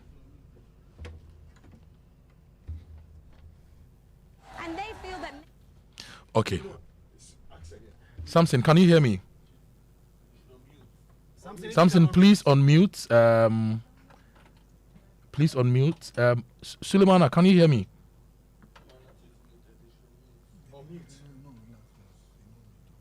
Okay. Wait, Great. I can hear Samson now and Suleimana as well. Well, that's Suleimana, right? Suleimana, good morning. It's been a while since I spoke to you on the show. I hope you're well. Good morning. Thank you for having me. Yes. So the issue to do with Camila, Kweku here in the studio has explained that he believes that in the first place the issue shouldn't even have gone to court, and that taking it to court was an overreach. Having her sentenced for 1 year is a bit too much. Where do you stand on this? We are also talking about sanitizing our media space and our online space. So it's an issue that has to be looked in both ways. Kweku says no, even though what she said was not right, we shouldn't have taken her to court. We shouldn't have sentenced her. Do you agree with people who have this position? Well, thank you very much. I think that the starting point is to say that we have a country to build, we have a society to build, and we want our country and our communities and societies to be better. And therefore, fundamentally, there are certain values that we feel are positive, and other values that we feel can undermine the prosperity and the growth of our country. And I think that everywhere in the world, countries are concerned about the potential of social media and other digital platforms to breed polarization, to be used as platforms for incitement, for hatred, and so on, the consequences of which can sometimes be very devastating. And therefore, steps have to be taken to deal with such tendencies or potential developments. In our country, I think that particularly in the last decade, we've seen the growth of these kinds of practices, patently false statements being propagated, videos being created and shared.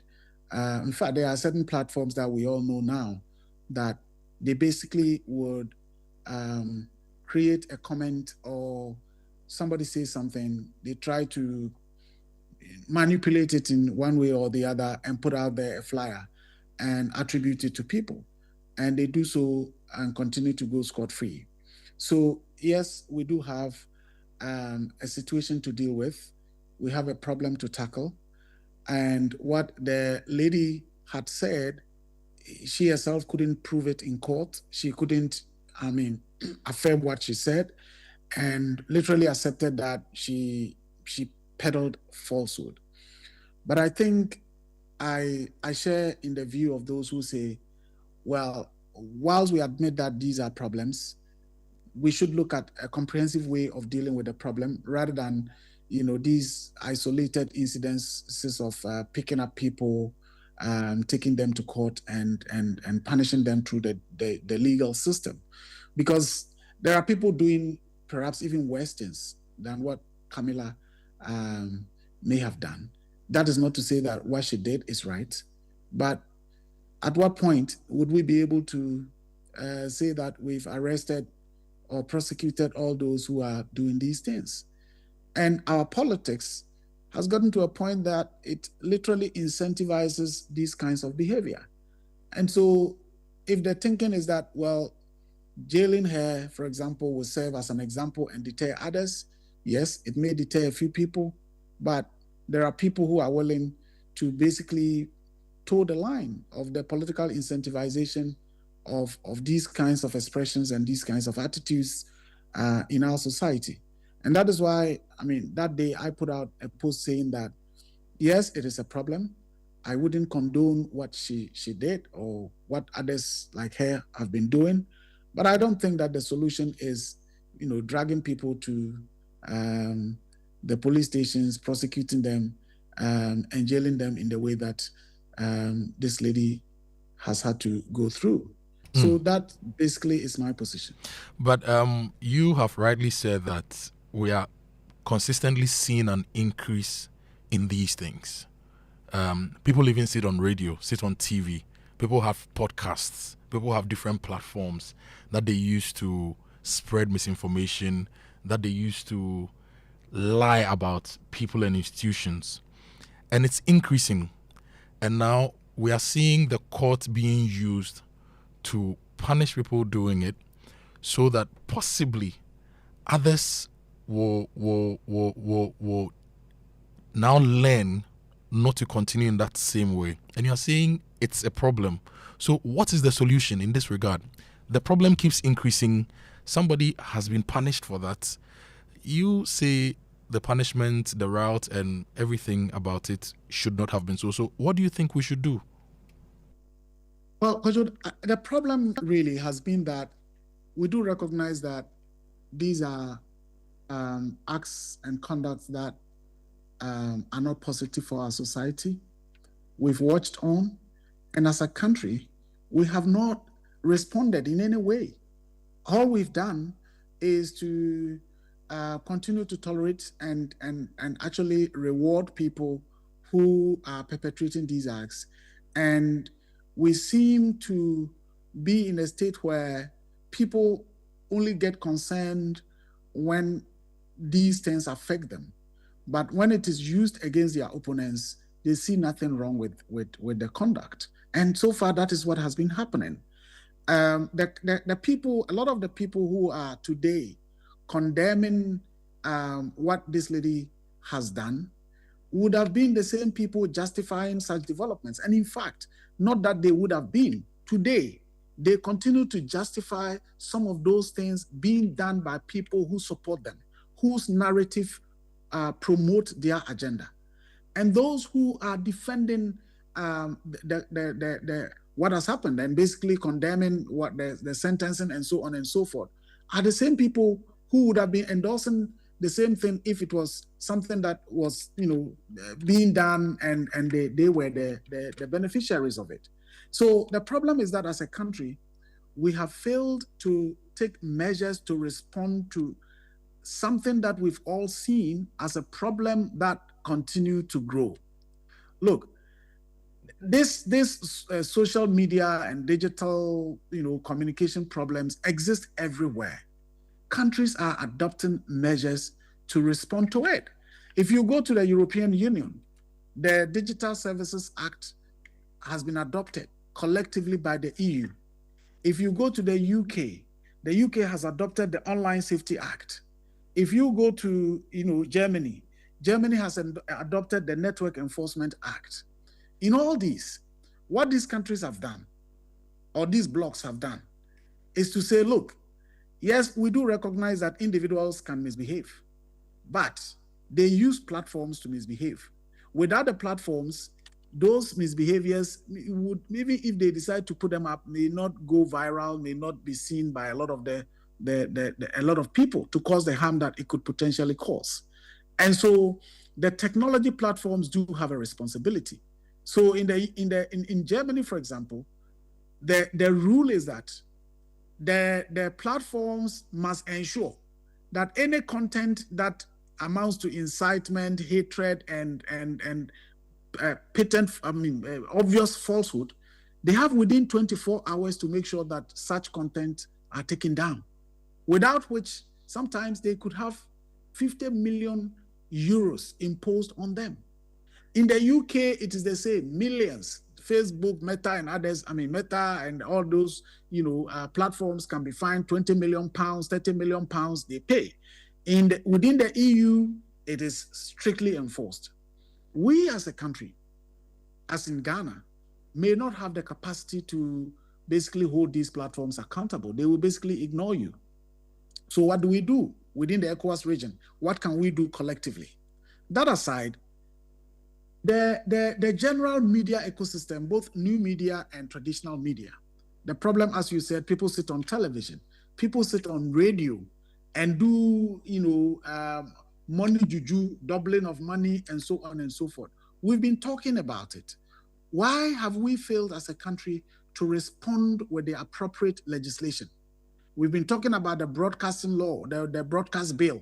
20 years on, we continue to talk about it. What has happened? Nothing. So I think the challenge has been that as a country, we've not been proactive in responding to these developments. Of course, I do recognize that this current government, there have been efforts to try and introduce new legislation. Of course, the problem we have had is that in trying to respond to issues like this, which has a lot of public ramifications, the consequences on free speech, freedom of expression, and all of that, the international best practice is to ensure that there is adequate consultation, adequate engagement, so that whatever laws come into being would have been something that would be a product of consensus building, a product of stakeholder engagement and all of that. But if a ministry essentially decides that, look, this is a problem, get some consultants together, draft a bill and tries to push it through, we will see the kind of resistance that we are seeing. But we've gotten to the point where we cannot just be talking about these forever. It is time to respond with policy, time to respond with legislation, time to respond with public education, such as media information literacy, and time to also look at what are the civil remedies that can be implemented to respond to some of these without necessarily saying this person has said this, we take the person through the legal system and the person is prosecuted and jailed on false news. We've seen a lot of NDC people peddle false information. What is happening to them? So that, for me, is the problem. The problem of not responding proactively on the part of the state. Okay, thank you, Suleimana. But stay on. Let me bring something into this conversation. Something. Good morning. I hope you can hear me now.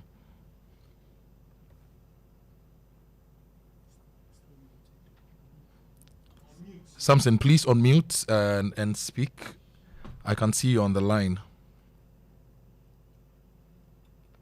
Okay, I'm not getting something. When you are able to come in, just speak for me to hear your voice. Then I'll come to you something. But let me go back to you, Suleimana. So, Suleimana, you've mentioned a lot, but I think we've still not come to a definite plan for solutions. One, you've mentioned that in the larger economies, the platforms are taken on by the government. We don't have that muscle now. We should work with ECOWAS to consider doing that so that the platforms are dealt with. Now, beyond the platforms, individuals also have to face the consequences of their actions and what they post, right? You've mentioned that we need to work on policies and we need to look at the legal system. What gaps really do exist in the legal system? Somebody has posted something about the president or an individual, which are lies, which have the capacity to mar the reputation of that person. The police service picks the person up, takes the person to court. They didn't take them to a tribunal or a military establishment to deal with the person. They took the person to court. The person admitted that they did not have any information to back the lies they put out. So the person has been jailed. Is this not satisfactory enough for a country which is actually drowning in propaganda, in slander, in lies, in all these things, both on traditional media and online platforms?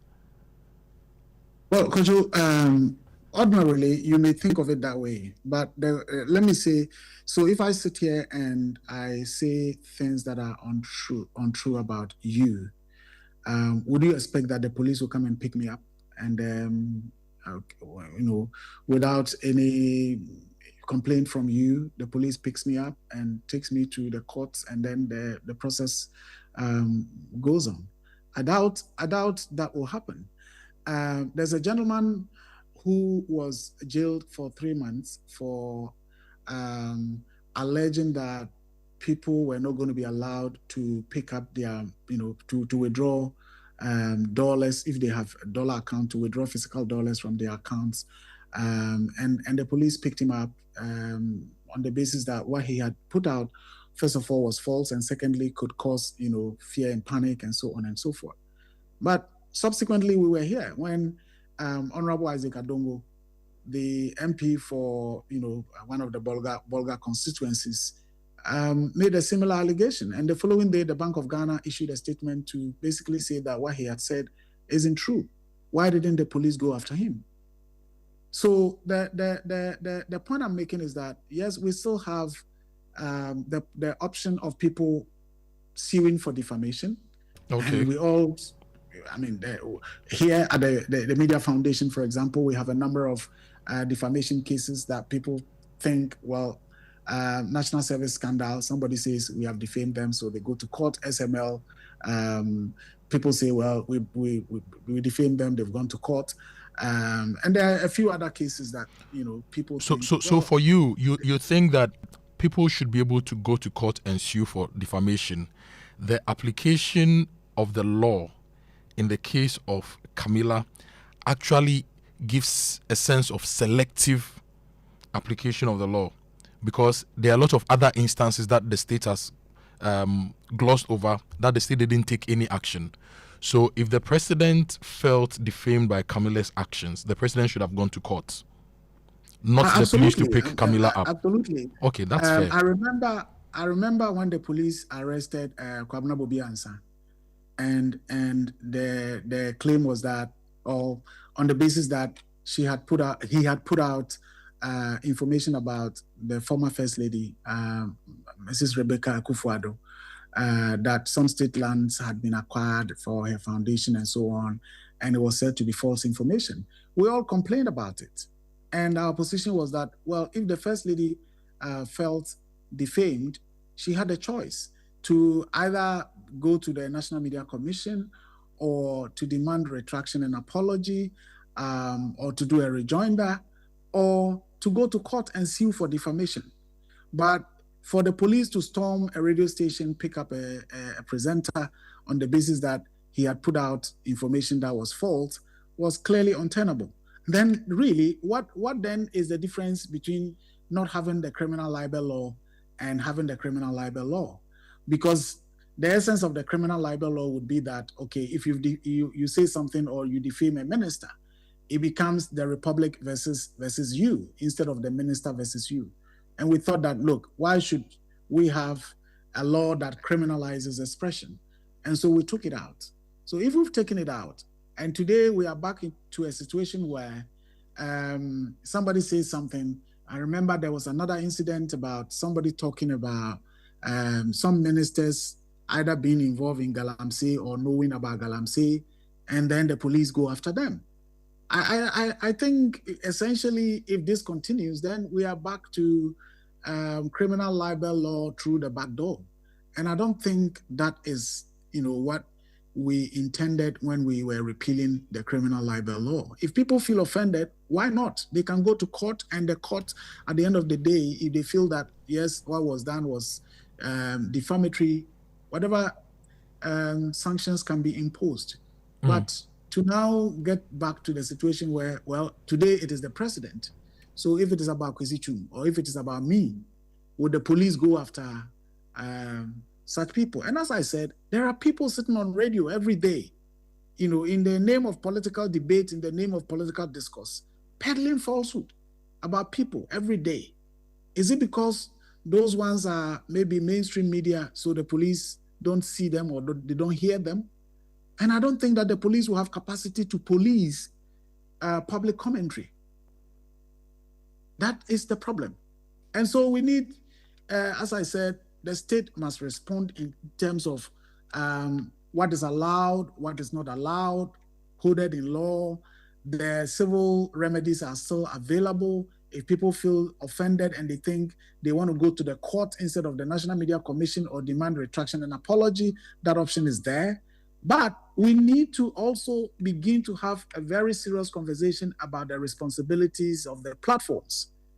Because, look, people sit out there, people like Kelvin Taylor, they sit in the US, they insult people here, and nothing can be done, it appears. When he came to town, what happened? He was like a hero to people in the ruling party today. Are we happy with what he does? Somebody then also sets up something in the UK and decides that I'm also going to use it to attack people, to insult people, and we see nothing wrong with that. Is that what we want to do? What is the responsibility of the platform? So if we don't deal with these issues comprehensively, yes, we may think that we can arrest 10 people today, 20 people tomorrow, jail all of them. But the next time, or the next thing that will happen is that, okay, then somebody will set up something in Cote d'Ivoire or set up something in the Netherlands and decides to use it to just defame people, attack people, incite people. So the platforms have a responsibility. Exactly. Exactly. I get your point now. I get the full picture of your arguments now. And whilst we are dealing with this, I know that Media Foundation, you've worked a lot. In fact, you are the leading institution when it comes to these sanity, freedom of the press, investigative journalism, and a whole lot more. People in the media are still being attacked. So on Adum FM, one of our colleagues, Adum FM reporter in Nkwanta South, has been attacked by soldiers for recording what looked like the soldiers abusing citizens. The police service is also investigating an assault of a graphic communications driver who was alleged to have been an armed robber and beaten mercilessly. Where do we go from here? You've been talking about these. So I'm actually troubled asking you this question because every day you are fighting this, but it keeps repeating. Where do we go from here? Kojo, sadly, I think that our country generally appears to be on a very slippery slope into the abyss. It appears that almost every aspect of our country is basically degenerating. And if we are not careful, we will get to a point where we all don't desire. You talk to people and they say, look, if things continue this way, one day maybe we'll wake up and some people have decided that we want to take over the country, governance of the country. I think we all have to be very active and speak up on many of the things that are happening. So you talk about the military and you talk about the police, and these incidents have basically happened back to back. It is not the first. Things like the Latif Idris brutality at the police headquarters, where up to today, the police essentially are telling us that they cannot identify the people who committed that act at their own headquarters, at the CID headquarters. If you take the incident of the graphic staff, I think he's a driver or so, and you read the account of what happened to the guy, somebody just deciding to go out and buy kinky for the children, the police perhaps out there looking for somebody that they may be chasing, sees this guy and thinks that he may be looking like whoever they are pursuing, and picks him up, and then the next thing is to just start beating him up. The military in Nkwanta is almost the same thing. The question to ask is this the kind of security agencies we have? Is that how our security agencies are trained? That when you arrest someone, you have already overpowered the person, arrested the person, handcuffed the person. The person literally cannot do anything. What is the point about beating the person? If you look at our constitution, I think Article 15 thereabout, not to even talk about the press freedom, provisions in Article Chapter 12 of our Constitution, or Article 21, where freedom of expression is also guaranteed, and all of that. Article 15 talks about prohibiting, basically molesting people, treating people in an inhumane way, and so on. And yet, our security agencies appear to be taking delight in how much they are able to basically treat people in inhumane ways. If you have arrested the person, thinking that or suspecting that he is the one you are looking for, who is an armed robber, and so on and so forth, what is the point in, after overpowering the person, arresting, handcuffing, beating the person? The same thing in Nkwanta. Our military brothers and sisters, you are there to enforce the curfew. Even if the journalist had breached maybe the curfew provisions, because we are told the curfew is around, is it 5 to 6 a.m. or is it 6 a.m. to 6 p.m. to 5 a.m.? Even if this person was in breach of the curfew hours, Is it that they are trained that when people breach it, what you do is to beat them up? And it's, as I said, this is not the first. We have had developments in Ashaman, we have had developments in Garu. So in this case, we are not even talking about the point about press freedom alone, but how our security personnel treat members of the civilian population.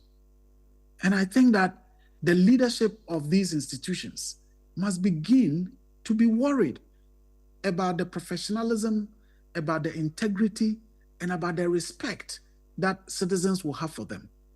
I say, look, if we have respect for our military, I don't think it is entirely because every military officer is so strong, every military officer is so trained that they can beat everyone. I think the respect for them is because of the role they play in defense of our country, is because of the uniform they wear, and is because of the fact that officially we accept that they are our protectors. But if our protectors now become the people who abuse us, will the respect continue? I doubt that would happen. And so the leadership of our security agencies must be worried, because if these are the people that they are presiding over, and this is what they call discipline, then I'm wondering how far these security agencies can take our democracy. Because democracy is about freedoms, it's about rule of law, and rule of law is not about beating people because you wear a uniform, because officially you are allowed to have a weapon. I think we all must be worried as citizens of this country. Thank you, Suleimana, for joining us this morning on the Super Morning Show with your thoughts. As always, we appreciate your time on the show. You just heard me talking to Suleimana Brima, Executive Director for the Media Foundation for West Africa. Basically, we discussed Camila Al-Hassan's incarceration and also reflected on how, after all that has been said and done, still there are some elements in some of the security agencies who are pouncing on journalists and people in the media at the least provocation. It's happening in Kwanta South. It's happened here in Teshin Ngwa in Accra. And you remember the various instances that we've reported. So thank you once again, Suleimana. Kojo, you first, Suleimana. Yeah. Unfortunately, we couldn't get something. I agree entirely with Suleimana. Just a quick information, though. You know, this morning, the High Court is delivering judgment in the Chemawuntumi case where he's alleged to have been involved in illegal mining. His lawyers had written to the court asking for an adjournment from today and also asking for deferment of judgment so that certain matters will be referred to the Supreme Court. All those have been dismissed by the presiding judge, who is now reading her judgment. So we'll get to know perhaps in the next 15, 20, 30 minutes the fate of Chairman Wuntumi, MPP Ashanti Regional Chairman Bernard Nchibo, who's also running to lead the New Patriotic Party. Is he going to go to jail or is he escaping? He could go up to 20 years if you look at the kind of offences he's been charged with. So pretty shortly we'll get to know. But I agree entirely with Suleiman on the points he has made. Some of the points it's been rehashed over and again. I mean, every now and then we come around the table, people are arrested. I remember Bobby answered them. We talk about the same things, but politicians don't learn. You know, so I was once arrested. Oh wow! Yeah, way back in Kumasi, Capital Radio days. Erastus was my colleague. We had hosted a morning show, and there were some traders and workers around the place where the demolition happened last week, the Ahojo runabout. Yeah. So they were aggrieved. We hosted them on the show. Some of them said some really angry words against the Kumasi mayor then. Minutes later, there was about 3 or 4 pickups with armed policemen. They came in, arrested my panelists, attempted to arrest me. My manager said no, I would have to finish my show. I finished the show. They picked me up. They took me to the Kumasi Central Police because we were discussing an issue that affected people. And my panelists were the ones who were angry because they were affected by the demolition. So indeed, we need to do better when it comes to doing these things. We need to sanitize the system. We need to do it right. People have personal responsibility. Platforms do. Advocacy groups also do. The political parties, the godfathers, the leaders, they also have a big responsibility in ensuring that we have a much saner and a much respectful political atmosphere, not the ones we've been dealing with. Yeah. Because it's becoming like a jungle, and we can't afford to run a jungle in the Republic of Ghana. We'll go for a quick break. When we come back, there's more for you here on the Super Morning Show. 1, how appointments, 2, prosecutions, and 3 proceedings operate in practice.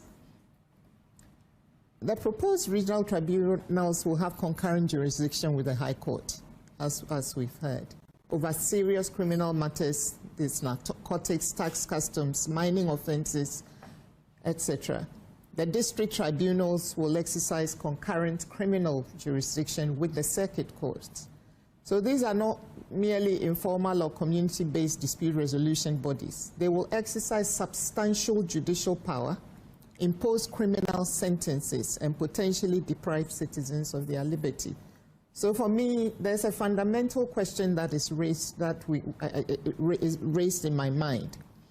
If the tribunals will apply the same criminal procedure, the same evidence acts that we all know, and possess substantially the same powers as the High Court and the Circuit Court, why are new tribunals required rather than additional specialized divisions of the existing courts? Thank you, Samson, and good morning to everyone else. The issue of the executive, right, setting up these committees, commissions, and seeming to appear to exercise some kind of veto over that. I'm still waiting to see what the government's position would look like on the recommendations and how we proceed. How we proceed in terms of if the government comes out and says that Professor H. Kwesi Prempeh made 128 recommendations, we accept 50, we reject the rest.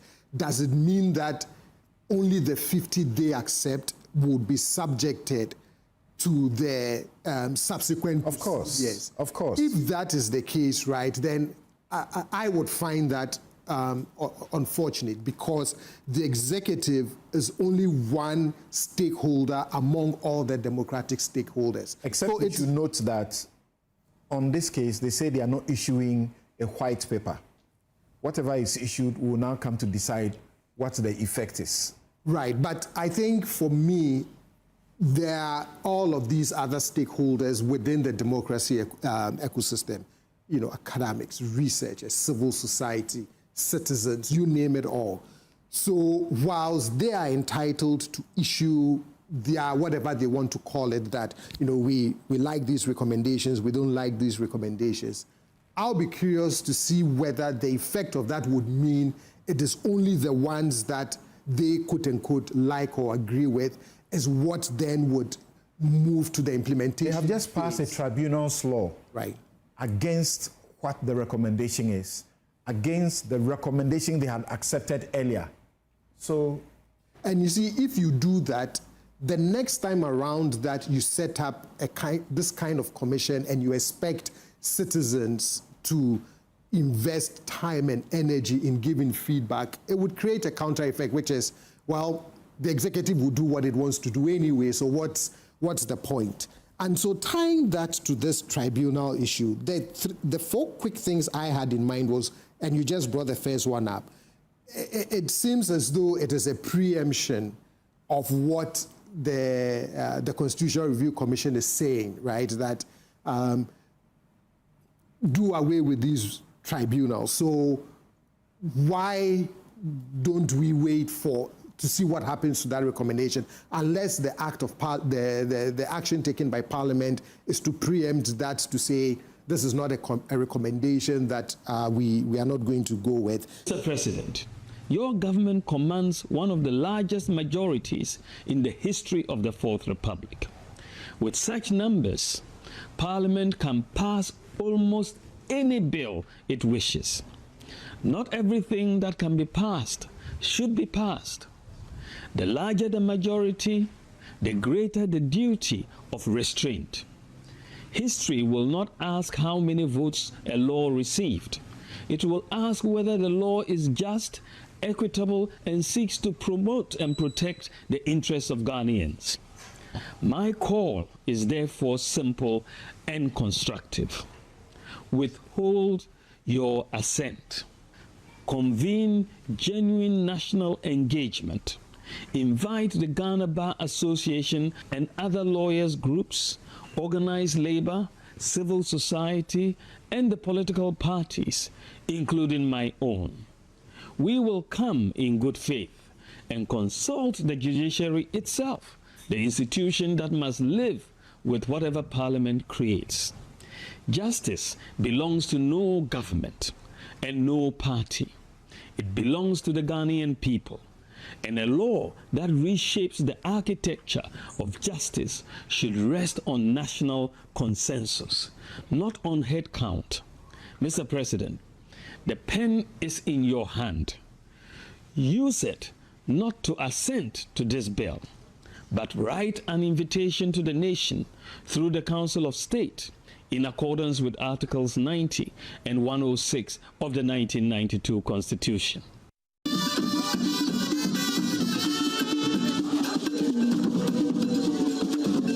Traditional Bobobo rhythms set the tone as President John Mahama was installed as a chief of Avet Dakba, where he was given the stool name Togbi Dunanyo. Following the ceremony, the President commissioned the Akachi North District Police Headquarters at Avet Dakba and called on personnel to safeguard the facility through proper maintenance. Earlier, he inspected the whole sports stadium and unveiled plans to replace the existing structure with a modern multi-purpose stadium. Later, during a citizens' engagement at the Whole Technical University, he said government is on course to deliver the Keta port. He revealed that 20 investors have expressed interest in partnering with the state to develop the facility as government plans to extend rail connection from Dawa in the Shai Usidoku district to the Keta port. We are praising the proposals of strategic investors. Several people, more than 20 investors have come who have expressed interest in joining us to do the Keta port. And one of the recommendations is that we're going to extend the rail line, the Tamakosombo line. We're going to extend it to Dawa. There's a new industrial area when you're coming to Volta region. There's the Dawa industrial area on your left. The rail line is going to be extended there. And our intention is to extend it from Dawa to Keta so that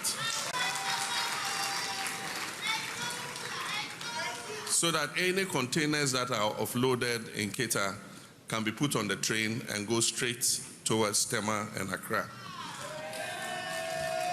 Speaking on the ongoing legal action seeking the Supreme Court's interpretation of the constitutional provision on presidential tenure, President Mahama said he believed the relevant clause was clear. He said he knows the people of Ghana have given him one term in office and that he's committed to working hard to justify the trust they have placed in him. The people of Ghana gave me a mandate for one term. And I am working hard to meet the promises I made them. And so I always tell my ministers, I say, let's number our days so that we can work harder to meet the promises we made the Ghanaian people. I know that people have gone to the Supreme Court seeking interpretation of the clause that governs the tenure of the president. If you ask my personal opinion, I thought that it was clear enough. I've read it over several times. It's exactly what it says. But if they want to ask the Supreme Court, that is their business. But I know that the people of Ghana gave me one additional term, and I'm going to work to meet the trust that they put in me. President Mahama also questioned former Finance Minister Ken Ofori-Attah's decision to remain outside Ghana while authorities seek his return, saying anyone who believes they have done nothing wrong should not flee the country. He assured that due process will be followed and justice served if Ken Ofori-Attah returns. For many years, almost till the end of the regime, you held the most sensitive position as finance minister. And at a point when your own members of parliament, 80 of them, signed an application that the president should remove you, you said something historic. You said you are like the father of children and that you can't run away and leave your children. And so if we Ghanaians are your children, we're calling you, we're begging you, Father, come back.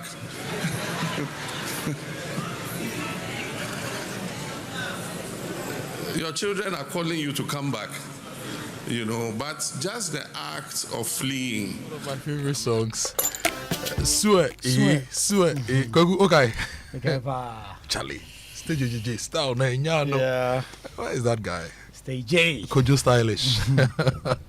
It's 9:44. We are wrapping up here on the Super Morning Show. Earlier, I mentioned that when we spoke to the Honorable Muntaka about a month ago about the bullion vans and the vehicles with the strobe lights and the sirens, he actually said that all those were illegal. So we had to bring that voice to you again. And you heard it. He said that the bullions, what they do in traffic is illegal. Even ministers don't have to be driving around with sirens unless they have special dispensation to do that, right? And that's the only institutions that must do that are the security and emergency services. Yeah. Even that, if you're a policeman and you've closed from work and you're going home in your police assigned vehicle, you can't put on your siren and misbehave. Through the streets. It's for emergencies and it's for functional work, not to go and eat fufu and go home. So the Honorable Muntaka has cleared that. So we need the police to continue what they are doing. We like it. In fact, we love it. Okay, we love it. So they should continue that operation. They should arrest as many people as possible and bring sanity to our roads. Now, this message here says the unearned default respect accorded to the Ghana Army, especially amongst Ghanaians, is very strange. The Army has gotten away with so many abuses and bad behavior, but when the matter comes up, it is not addressed to the level of hard scrutiny that such behaviors require. We need to do better. And this is a message from Kwesi. Thank you, Kwesi, for your message here on the show. Now, if you are planning for the future, talk to EDC. Save and invest early with EDC to build wealth and retire comfortably. One clear sign of financial growth is when your money starts working for you, and EDC helps your money work for you. They get you professional fund management, flexible investment options, the potential for higher returns than ordinary savings, and financial security for retirement and your future goals. Your financial independence is possible with EDC. Sign up today.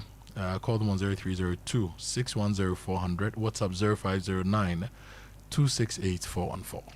If you are trading agricultural commodity, storing of grains, or moving money in Africa's agri-space, there's one name you need to know: the GCX, that is the Ghana Commodity Exchange. The Ghana Commodity Exchange brings buyers and sellers together on a secure trading platform, so you get a transparent price and fair deal. You need to store it for your agricultural produce. The GCX's certified warehouses keep your maize, soya, rice, and more safe, graded, and ready for the market. And here's the kicker: GCX also unlocks financial services. That means warehouse receipts of goods stored in GCX warehouses can be used as collateral to access finance from designated financial institutions. Trade, storage, financing, all in one place. That's GCX, powering Africa through the commodities markets. Learn more at www.gcx.com.gh. And Stanbic Bank has this interesting deal for you on Visa cards. Quickly, you should try it. With a Stanbic Visa debit card, you just don't use it to pay. Yeah. Once you pay, it gives back to you. So, for example, if you spend 500 or more at ShopRite, you get 5% back. Oh, wow. If you spend 1,200 or more at Decathlon, you get 5% back. If you go to Bliss Family Entertainment, you get 10% off. If you go to Niobe Spa and Salon, you get 12.5% off. You get up to 20% off at Wardrobe Essentials and 50% off Nespresso. Hey. Yes. All because you are using your Stanbic Bank Visa credit cards. Okay? So every payment should bring you more value. Tap or swipe your Stanbic Visa debit card and bank the moment. This offer ends 31st July and terms and conditions apply. Talking about good deals, MTN just brought the prices down and the speeds up on the MTN fiber for home, and your whole household is about to feel it. Movie nights that don't buffer, school assignments that you submit on time, work calls that doesn't drop, and your side hustle running smooth in the background. 3 unlimited speed tiers, one amazing network that you can enjoy. 100 megabits per second for 299 CDs, 300 megabits per second for 444 CDs, and 500 megabits per second for 999 CDs, all per month. Pick what fits your home. No data caps, no slowdowns, just fiber built for real life. MTN Fiber for Home, your speed, your home, your choice, only on MTN, everywhere you go. And you've probably noticed the lights off when you least expect it, right? Plans interrupted, businesses forced to pause, homes left in the dark at inconvenient times. Translight Solar is solving that problem. With them, you enjoy consistent, reliable power every single day. No interruptions, no surprises. The smart solar solutions are designed to keep your lights on, your appliances working, and your operations moving while helping you cut down electricity costs. And they are offering you exclusive installation discounts starting at 34,000 Ghana cedis.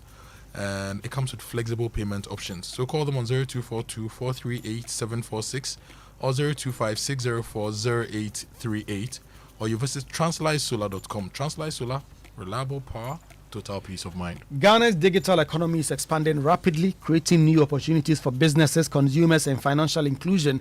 But sustaining that progress will require stronger security, greater collaboration, and renewed public confidence. On Wednesday, 22nd July, Joy News and Joy FM bring together leading voices from banking, fintech, cybersecurity, and economic policy for the maiden edition of the Digital Economy Forum. Under the theme, The Trust Crisis, Why Fraud is Holding Back Ghana's Digital Economy. The forum will explore how Ghana can stay ahead of the digital fraud, protect customers, and build a safer, more trusted digital economy. Join us at 8 p.m. live on Joy News, Joy FM, and across our social media platforms. The Digital Economy Forum is brought to you in partnership with Haptel. Technology is driving Ghana's digital future. Trust will help it thrive. And Star Oil is giving you quality fuels nationwide. You should always make the smart stop at Star Oil, Ghana's largest oil marketing company. With over 240 stations nationwide. In fact, they've added on. They have new stations in Yendi. Star Oil is giving you high quality fuel, great service, and real value for money. This is why many Ghanaians are switching to Star Oil. And with the Star card, you can enjoy safe cashless fueling and easy expense tracking wherever you go. Choose Star Oil for your quality and affordable fuels. One day, remind me to tell you the story of how I filled my tank at the Star Oil at Pantan Junction. Yeah. Drove to Volta, spent a week, drove to Ketekrachi, did all sorts of rounds, and managed to come back to Accra. And then on my way back, I topped up small at Somanya to get back home. One day, remind me to tell you that story. What if someone borrowed you money and instead of charging interest, demanded a pound of your flesh if you couldn't repay? That's the thrilling premise of Guyana's Pound of Flesh, Africa's first original adaptation of Shakespeare's The Merchant of Venice. This August, experience George Quay's hilarious and thought-provoking production at the National Theatre on August 1, 2, 8, and 9, with shows at 4 p.m. and 8 p.m. Tickets are 200 CDs at www.imagebureau.com, imagebureaugh.com, or by dialing star 71446 hash, inquiry 055 131 3134. Don't miss this unforgettable theatrical performance. If you know where Stage J is, Stage J, aka Kojo Stylist, please tell him Kojo Boateng says he should release new music. Watch it. Stage J, please give us some new music from Tema. Watch it, Dodo. We love your music. More music from you. Now, if you're a parent and you're looking for a world-class university experience for your child right here in Ghana, Lancaster is here for you. It's the only British branch campus in sub-Saharan Africa, and they're offering students the same prestigious Lancaster University degree awarded in the UK. With a 90% graduate employment rate within 6 months of graduation, your child gets a head start in today's competitive global market.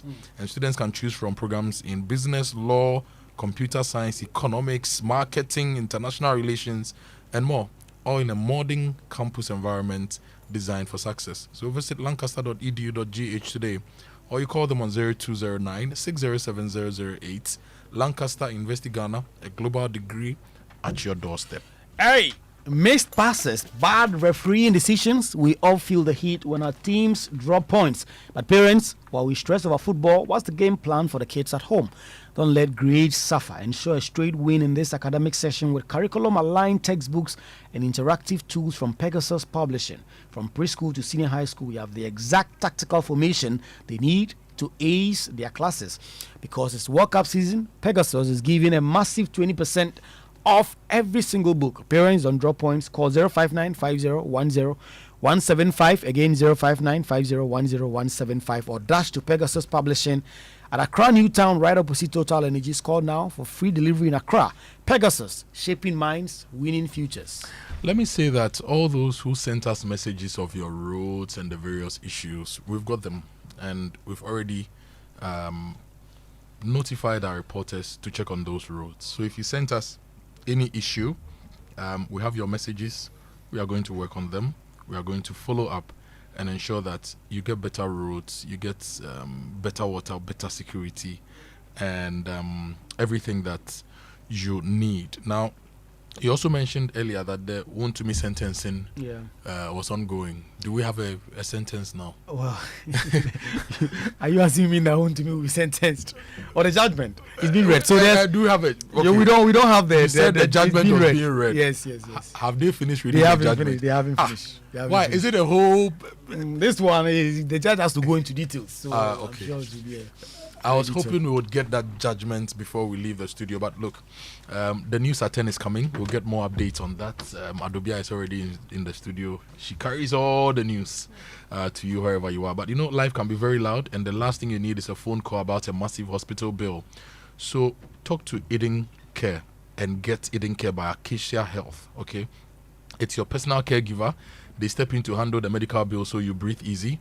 And so when the world gets loud, Eden Care provides a garden of peace and the best health cover when things get hard. Don't wait for the noise to drown you out. Choose the policy that lets you enjoy real care. And you can email them edencare.acacia@myenterprisegroup.io and you choose Eden Care today. It's brought to you by Acacia Health. Looking to upgrade your workspace or restock your essentials? Kingdom Books has something special just for you. Come through and enjoy unbeatable deals on all our stationery. You're from notebooks, pens, printers, school and office supplies. Whether you're a student, teacher, or business owner, we've got everything to keep you organized and productive. And that's not all. Transform your space with our stylish and affordable home and office furniture. From comfortable office chairs and steady desks to modern home pieces that brings life to your space. Quality meets affordability right here. Big discounts, up to 70%, quality products. Bring your family, tell a friend. You don't miss out on all these amazing offers at Kingdom Books Yard Sales. The venue is Kingdom Books office at Osu, 9 a.m. to 5 p.m. daily. Kingdom Books Yard Sales. Shop smart, save big. For inquiries, contact Kingdom Books and Stationery on 050-140-1050 or 0244-311-955. And the 21st Krunti Niakwamo Public Lecture is happening on Wednesday, 29th July 2026 at the British Council. This year's speaker is Her Excellency Hannah Tete, with Ambassador D.K. Ose as chairman of the occasion. The Vice President of the Republic of Ghana, Her Excellency Professor Nana Jane Opoku-Agyeman, will be in attendance as the special guest. There is no registration required. Attendance is free and open to the public. The Speaker of Parliament will also be there, the Right Honourable Alban Kingsford Sumana Bakwin, and it's on Wednesday, 29th of July 2026 at 5:30 p.m. at the British Council Auditorium in Accra. We are wrapping up on the show. It's 2 minutes to 10. This is music from Ken Paluta and Sir Kodie. Title of the song is Give Up and See. Basically, they're admonishing us never to give up. Give up and see. Do not give up. All right? Too many problems, too many challenges, but there are also thousands of opportunities to do the right thing. Be wealthy, make an impact, so don't give up. If you give up, a combat deal. This is Kim Paluta and Sakode. My name is Kojo, Akoto Boateng. On behalf of the team, thank you so much for listening to us today. Good morning to my friend, my colleague, my sister. How are you?